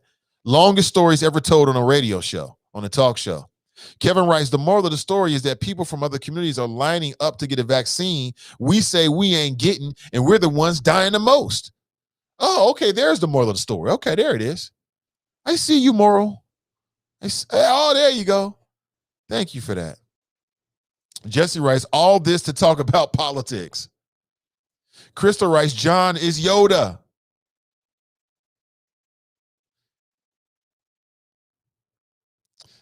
Marcia writes, does John think he's telling us something we didn't already know? Yes, John thinks, well, one thing about John is John thinks that he is smarter than us. In fact, check that. He knows that he's smarter than us. He has to tell us about reparations. Like we have no idea. Like we have no idea until he tells us, right? That's your boy, John. I will say that about him. He's a good guy, though. I've met him a couple times. He's good people. He's good people, man. Lay off John. John is good people. Yeah, how many people was watching this whole Trey Songz yesterday thing that went down on Twitter? Apparently, there's like some new video of him being freaky with some woman or a woman being freaky with him, and they just broke the internet last night. I got on Twitter. I'm like, Trey Songz, what happened to Trey Songz? I have no idea. Then people start posting the video. I couldn't get away from the video. I'm like, let me just get off Twitter. I'll let y'all have this. I'm cool. Good for him.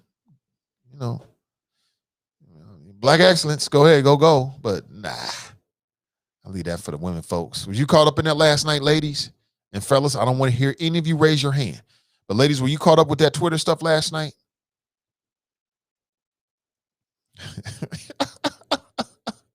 Kevin writes, the longer it stays, the more it will mutate. True. That's very true. Charles writes, Captain Obvious strikes again. People said, have a nice day. Cass writes, John, you can be petitioning us to trust the government for a vaccine, but you don't trust the government enough to vote. Excellent point. Sarah writes, Nathan has the patience of Job. Do I? I guess is what it takes. Get on with your point, drop. Kevin writes, y'all mad about John's voting, but that doesn't mean everything he says is not bad, LOL. Kevin writes, black, not credible. Except this time. Damn, now everybody confused. Black, not credible. Okay, we can do that. Hey, good morning. Welcome to the show. What's going on, Nate? How you doing, man? I'm doing great. Welcome. Man, I'm listening to you in this Raphael Sadiq thing. First of all, this man is worth millions of dollars and he got a burner account. I mean, that's some old alt middle shit right there. I said it. I mean, honestly, and then he ends it off with, I'm a lady, so now he Martin too? Get the hell out. See, now I believe that brother even more. And you know what? And I think about it, Nate. I can think of the thousands, not hundreds of times I drove for my father, being the chauffeur, and that limousine scene that he talked about. I mean, I could see it. Believe me, Nate, those instructions came from Raphael Sadiq and the other two guys or their manager, but they specifically told that driver, like, hey, we got you for a half hour, whatever, or, hour, whatever, but whatever happens, after that, it was $75 each additional hour. That's the way the game was played back in the day. So they wouldn't even pay that. They dropped him off at the side of a road, a couple of blocks away, he said, and they had to walk back to the venue. And that's their cousin. Like you said, we're not talking about fifth, sixth, seventh cousins, play cousins. We talking about real cousins, like, sister of the sister, brother of the brother type stuff. Let me also say this. I heard Tracy's call, and she's talking about the vaccine. And much as I watch this stuff, Nate, I try to be informed about it. I'm in the wait and see category. I mean, I work from home. Well, I did. But I got a 14-year-old son. I'm still staying relatively healthy. He wears his mask. He goes to school. Blah, blah, blah. I'm still in the mode, and me of all people shouldn't still be thinking this way. But given the past administration, man, it's all suspect to me, Nate. I said it. I mean, I'm giving them side eyes. Now with Joe and the people that are currently in charge, I have a little bit more confidence, and we're going to get the information out here. I heard Drop Squad 52 and Impossible call in with his BS. Actually, last night, Rachel Maddow had on the CDC director. Can't think of her first name. I know her last name is Walensky. And they talked specifically, Nate, about vaccinations in the Black community, which is another thing. Drop calls in and act like we haven't heard about the disparities and who's actually getting the vaccine and who's not taking the vaccine. But she talked about the disparity in the African-American community. They talked about psychologically how we're still having to deal with the Tuskegee experiment and how they don't trust the government and how they don't trust the past administration, things that we talk about in the chop shop, and how we just have to get, more information out to the people. But they also talked about something, Nate, that was out in the Ethernet out there. We talk about food desert, but they also talked about pharmacy desert in the Black community. And they talked about how they've actually had buses come through, being able to provide the vaccine directly to the people. And that was a way to where, you can pull up at Reading Road in Tennessee and get directly into the community. But what they also said is that they would have vaccination sites in the inner city, and people from the suburbs were coming in and getting in line before the people in the inner city. And what they were saying is that because their kids had, access to the internet, high-speed internet, the smartphones, that they were getting their kids to get those appointments set for them. And this was also something that was done faster than what was happening in the Black and brown community. So all these things are talked about. And they know, the Biden and Harris administration know, that these are things that they need to do directly. And they're putting it out there. It's not like we hide shit like we did with the last administration. So, when, like you said, when you hear the drops and the Candace Owens and the Diamond Silks and the Concrete and Cottons and the Graxons of the world and all that other bull, I call them bags, B-A-G, Black and Gilligan, Black and Goofy. But yeah, when you hear that out there, folks, this is a new day. We won't be talking about fluorescent lights, Lysol, and purple drink anymore. They're actually trying to, tell you what's really going on. And one of the solutions that they had, Nate, and, first thing I thought about was like, geez, dealing with these guys, and some of them are scat like a mug, if you ask me. But they talked about, because of the pharmacy deserts and because of the inability to get the vaccine directly to the people, they talked about dealing with the Black churches. And, they are directly in the community. I'm saying we need to vet the hell out of people because, I don't want a vaccine site set up like, Tuesday, and then come Thursday, you got an all Smitty's outfit and a new band. I said it. Nate, I'm going to get out of here, man. There will be another drop. There will be another Politically Petty podcast coming out soon to address this and other things. But like I'm going to say on my show, Nate, in the end, hopefully they get what I'm spitting. I appreciate you taking my call. I'm out, brother. Oh, most def. Appreciate it. Politically Petty podcast coming soon. Very interesting. Very interesting. Hey, listen, if you are someone or someone who is into journalism, maybe that's what they feel they want to explore, or maybe this is something you think could be a hobby, I definitely would like to speak with you. Perhaps there's a way we can work together with CDM. We're working on an idea in which we want to make Black History during Black History Month. And so we're looking for people to join the team. And if you're someone who is a journalist, if you're into local news, regional news, I would love to talk with you. You can hit me up with a DM this morning. I'll respond today and set up a time that's convenient for you to have a conversation. I love to hear that conversation. Love to talk with you about it. 513-873-7134. Again, if you'd like to share your thoughts, how a local nonprofit fights vaccine misinformation in the Black community. I mean, I see people that I know taking the vaccine and wearing t-shirts saying they said that they're taking the vaccine. I think that there needs to put all points bulletin, put every effort into it, right? To make sure that, people are aware and people, have as much good scientific based information as possible, because I don't know what the numbers are, but there's black people they're ready to take it. They're ready to take it. They are ready to do it because they feel as if it's best for them.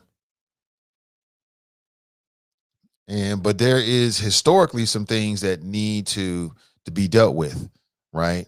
And I don't even think that the Ohio Minority Vaccine Task Force is even, I think it was disbanded. They're not even operating anymore, I don't believe. So the pandemic isn't over, but the strike force has been, sat down, so to speak. What did they do? I think they made recommendations and they came up with a big list of recommendations, and then they sent that to the governor, and then the governor promised to take a look at it. Something like that. I don't know what else has come from it to this point. 513-873-7134. Again, if you like to share your thoughts this morning, I would love to hear it. So we kicked off the show talking about Lil Uzi Vert, and we've got different opinions about it. Someone said this is Afro punk. And after looking it up, I'm like, oh yeah, they're right. They're right. Some are saying this is just self-esteem. I mean, we are where we are. We're living in amazing times. 24 million bucks, but that's his money. That's what he wants to spend it on. Great. Like, what's the difference between him putting it on a forehead and putting it in like in a grill? Same thing. What's the difference? I don't see the difference. That's his money. Listen, before we go any deeper, I want to take a moment to get a word in from our sponsor. Today's show is brought to you by Otis Wellburn Jr., Realtor, and the WellburnExperience.com. It's that well-born experience. It's that well-born experience. That well-born experience. Experience. Experience. It's that well-born experience. That well-born experience. That well-born experience. Experience. Tell us what you need. That's the question we start with. We specialize selling condos, houses, apartments. Make sure that you're happy with your residence. Keep it real, no filter. Otis, the realtor from the nattiest heaven sent. It's the well-born experience. Ain't nothing like it. Every time he talks to his client, he's so excited just knowing he able to put them in a place to lay their head. Not focusing on his profits, but on the client instead. Right. He keeps his own professional and from his conversation. You can tell he studies before sharing information. Educated, motivated, ain't nobody better. Who's willing to walk you through every step to relieve the pressure? Yeah. And just so you know it's real, you get a special personalized rug once he closes the deal. So go and call him up so he can get you live. 513-252-1055. Again, that's 513-252-1055. TheWellburnExperience.com. You can also email Otis and his team at teamwellburn@gmail.com. There is a link in the description of today's podcast on Facebook and YouTube. If you're looking for a dream home, if you're looking for some rental property, if you're looking for some commercial property, I know someone that you could work with. That's Team Wellburn. Again, there is a link in the description of today's show. All right. And when you hit them up, make sure you let them know that you heard about it on the Nathan Ivey Show, as I've already heard that folks are doing. All right. And if you're an entrepreneur, if you got goods and services, well, consider this platform as a part of your social media strategy. And you can hit me with a DM and we can talk about rates in our podcast with CDM. All right. Look forward to that conversation with you today. All right. So back to your comments that we go. Let's get straight back into it. Kevin writes, where's Trump? He's getting ready to do that bid or head to Russia. James writes, a scientist cares not of the feelings of their test subjects. Just remember that. I refuse to be a test dummy without knowledge of the long-term effect. Not about keep poking me and repeatedly saying, oops, wrong strain. Oops, not strong enough. Okay, I get you. Glenn writes, you need the applause sound effect, Nate, LOL. Glenn writes, update the pun, Nate, LOL. Woody writes, I'm 71 with underlying conditions. I'm getting the shot. Okay. TNT writes, we are Cyber Wakanda. The Obamas is royalty here. Kara Mitchell writes, my 78-year-old mother got the vaccine. Glenn writes, love Danita's flows. Get them, sis. Pat writes, my 93-year-old mother got her vaccine. I'm 66 and I will get mine. Okay. See, some people will get it. Lamont writes, CPS still tracks their kids, so the ones that excel over the average students get those opportunities, testing for Walnut Hills, etc. Their CPS designed to keep the bar low. Kathy's in the house. She writes, absolutely. Good morning to you, Kathy. Frenay writes, oh, Danita is preaching this morning. Yes, sis got up on a soapbox and let it be known. And then we had another sister called in and said, pump the brakes. So again, I love that divergent points of view. I want to hear everybody's opinion. Your opinion is valued on this show. You do not have to agree with me. You do not have to agree with anybody. Just deliver your flow, your truth, your facts, and however you arrive at it. That's it. That's all I'm looking for. Lemmy writes, move. Crystal writes, and facts. Kathy writes, yes. Danita, all of that. Racker, some people say Racker, absolutely. TNT writes, no, it's all important, and it will all be addressed. And I'm in that mind. I think what Danita brought up is all important, but holding the board accountable to this decision that they made is very important. And as I said, I'm looking forward to those interactions, because these board members cannot say with a straight face, and should be challenged if they try to, that in a moment of crisis that they care about the community. They did not listen to the teachers, and they did not seek parent input.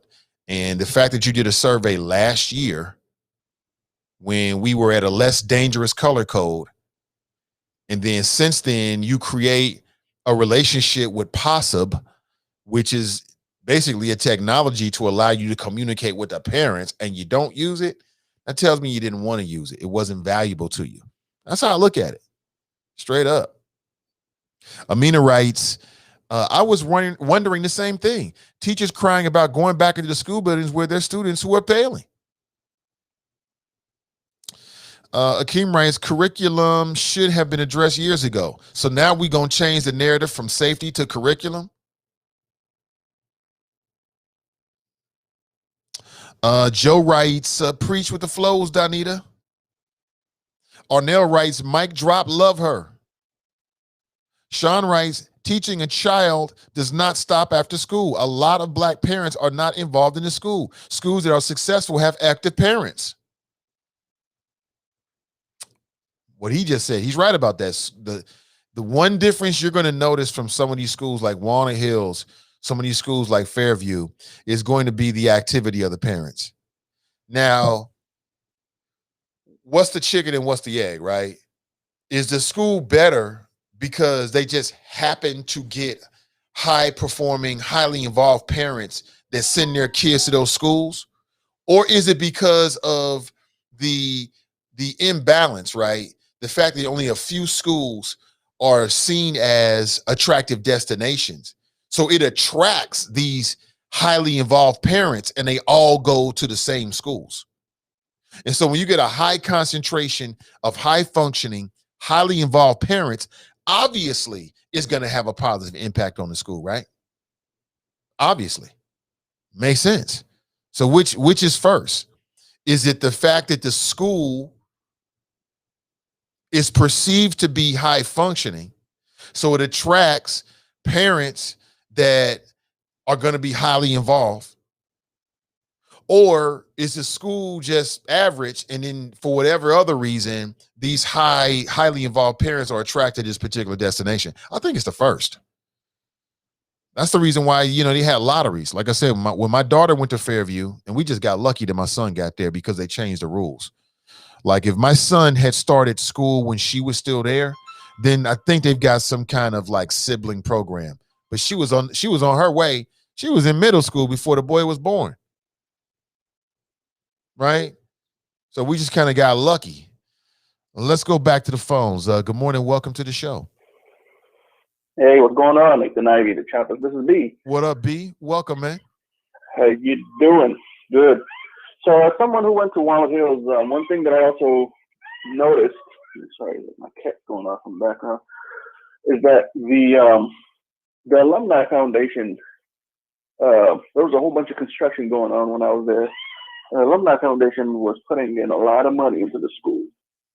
I can't speak about how the Alumni Foundation, how strong they are in other high schools in the city, but there was this arts wing that they were building that was pretty sweet, and so that also has something to do with how that school might be a little different. So I just wanted to also throw that in there. Oh yeah, for sure. You're right about that, man. Yeah. Anything All else? right. Cool, man. That's it. All right. Cool. That was in and out. That was B, everybody. I ran into B twice at the grocery store. No, I think one, it was at I don't know, where were we at? Walmart or something, B, and I ran into you? And then I ran into him maybe once or twice at the Kroger in Coreyville.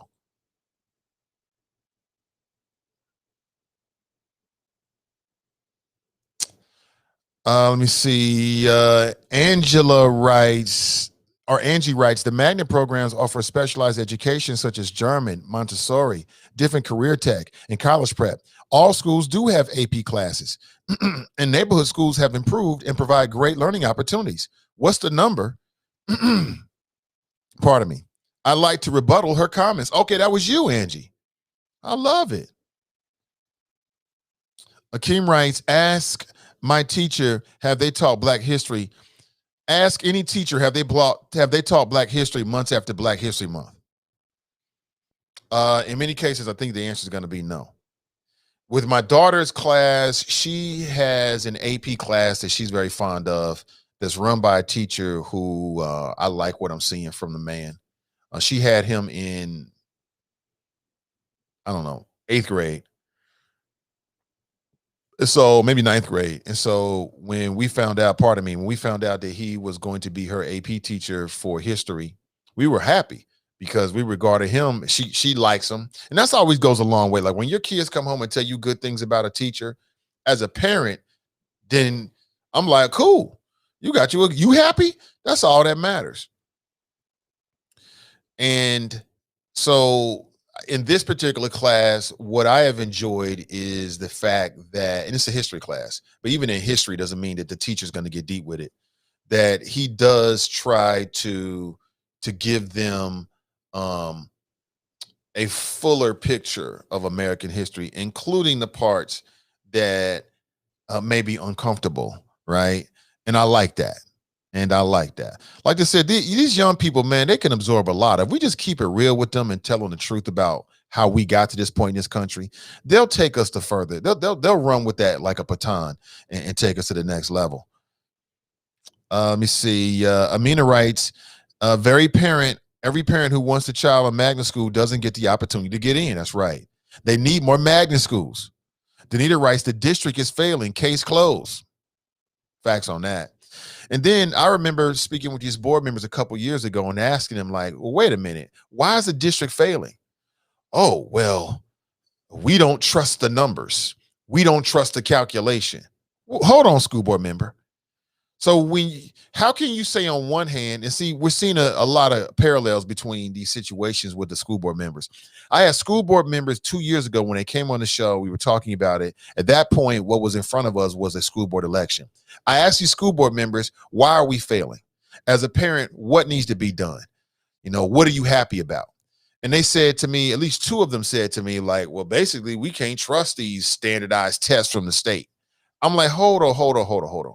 So if we can't trust the standardized testing from the states when it relates to like a bad score, how can we trust the standardized test when it comes to a good score? So you can't beat your chest and be proud about what's happening in some schools like Walnut Hills. Oh, look at how well we're doing on the test. But when it comes to the schools that are failing, all of a sudden we can't trust the test. Huh? That sounds like Eve Bolton when she came on what was that, Tuesday? So on one hand, she says, well, I don't really trust parent surveys. Huh? Oh, well, parent surveys are not really representatives of everybody, as if we think it is, right?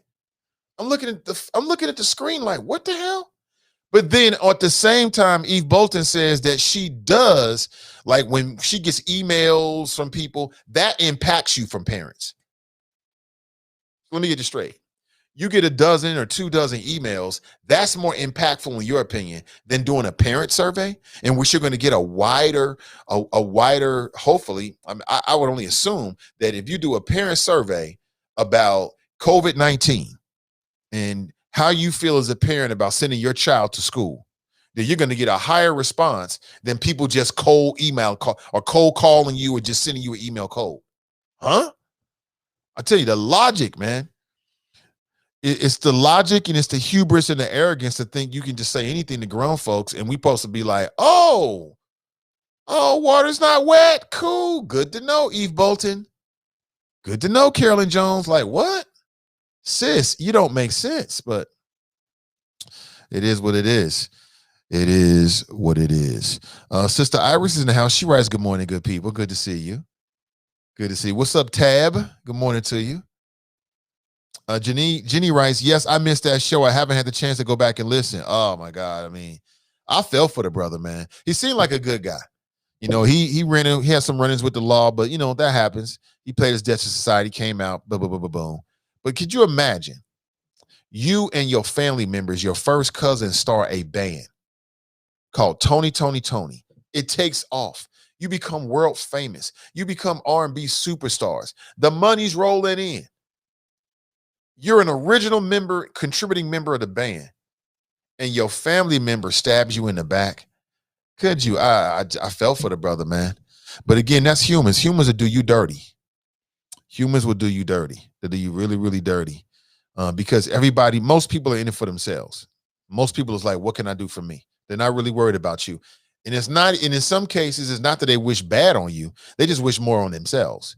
And if they got to trample on you in order to get what they want, well, the ends justify the means. We've seen this over and over and over and over again. Look at Cinderella and Spinderella. You know damn well that Spinderella is a part of that group. Number one, she's the most attractive member of the group. And number two, having the whole female crew and Spinderella. Is there a better female DJ name in the world? No, there isn't. There is not a better female DJ name other than Spinderella. What? It's fucking genius. It's genius. Spinderella. And they played her over a few bucks or I don't know, Clout or whatever. That's another one, man. Was it Salt? Ugh. Damn, she used to be attractive. Start getting plastic surgery. It's all downhill after that. But it is what it is. It is what it is. I ain't trying to talk about nobody. I'm just saying. I'm just saying. Oh, man. Raphael, wow. I'm a lady, right? Crystal writes, I would obviously never speak on my cousin like that to a stranger, right? TNT writes, he was drunk, right? Nat writes, money and power will make you turn on your own family, shaking my damn head. I've seen it.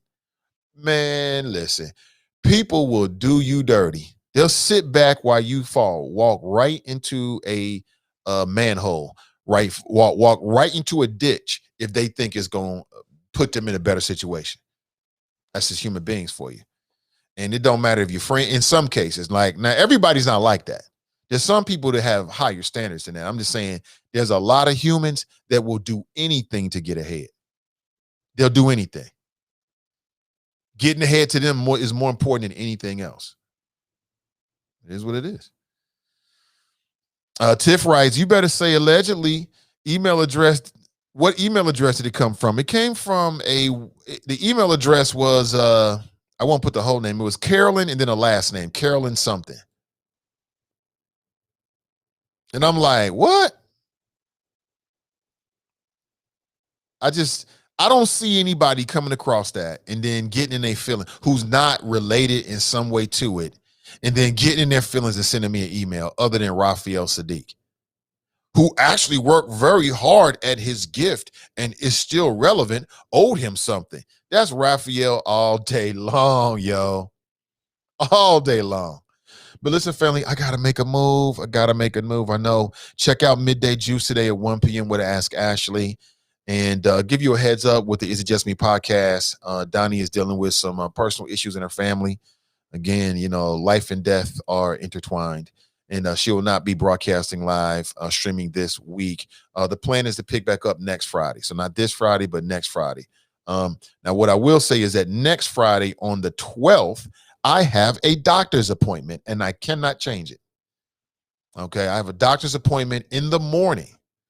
So what'll probably happen on not this Friday, but next Friday is I'll probably do the show, but then leave the show early. And so I'll probably do the show early. We'll probably start at 7 a.m. and we'll do like a 7 a.m. to maybe like a 8:30 type of deal, because my doctor's appointment is at 9 a.m.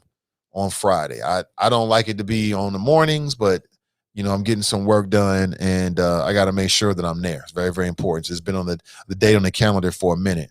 All right. So that's next Friday. I'll tell you more about it. So I will do a show on Friday, but we're going to leave hella early. It'll probably be like 8:20. So I make sure I have enough time to get to where I need to get to so I don't miss my appointment. Because if I do, I'm not going to get back in for another 6 months.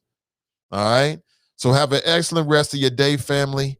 We'll talk real soon. All right. Remember my motto: winners focus on winning, losers focus on winners. So stay focused and stay winning, and we'll talk real soon. Until next time, I'm Nathan Ivy, and I'm out.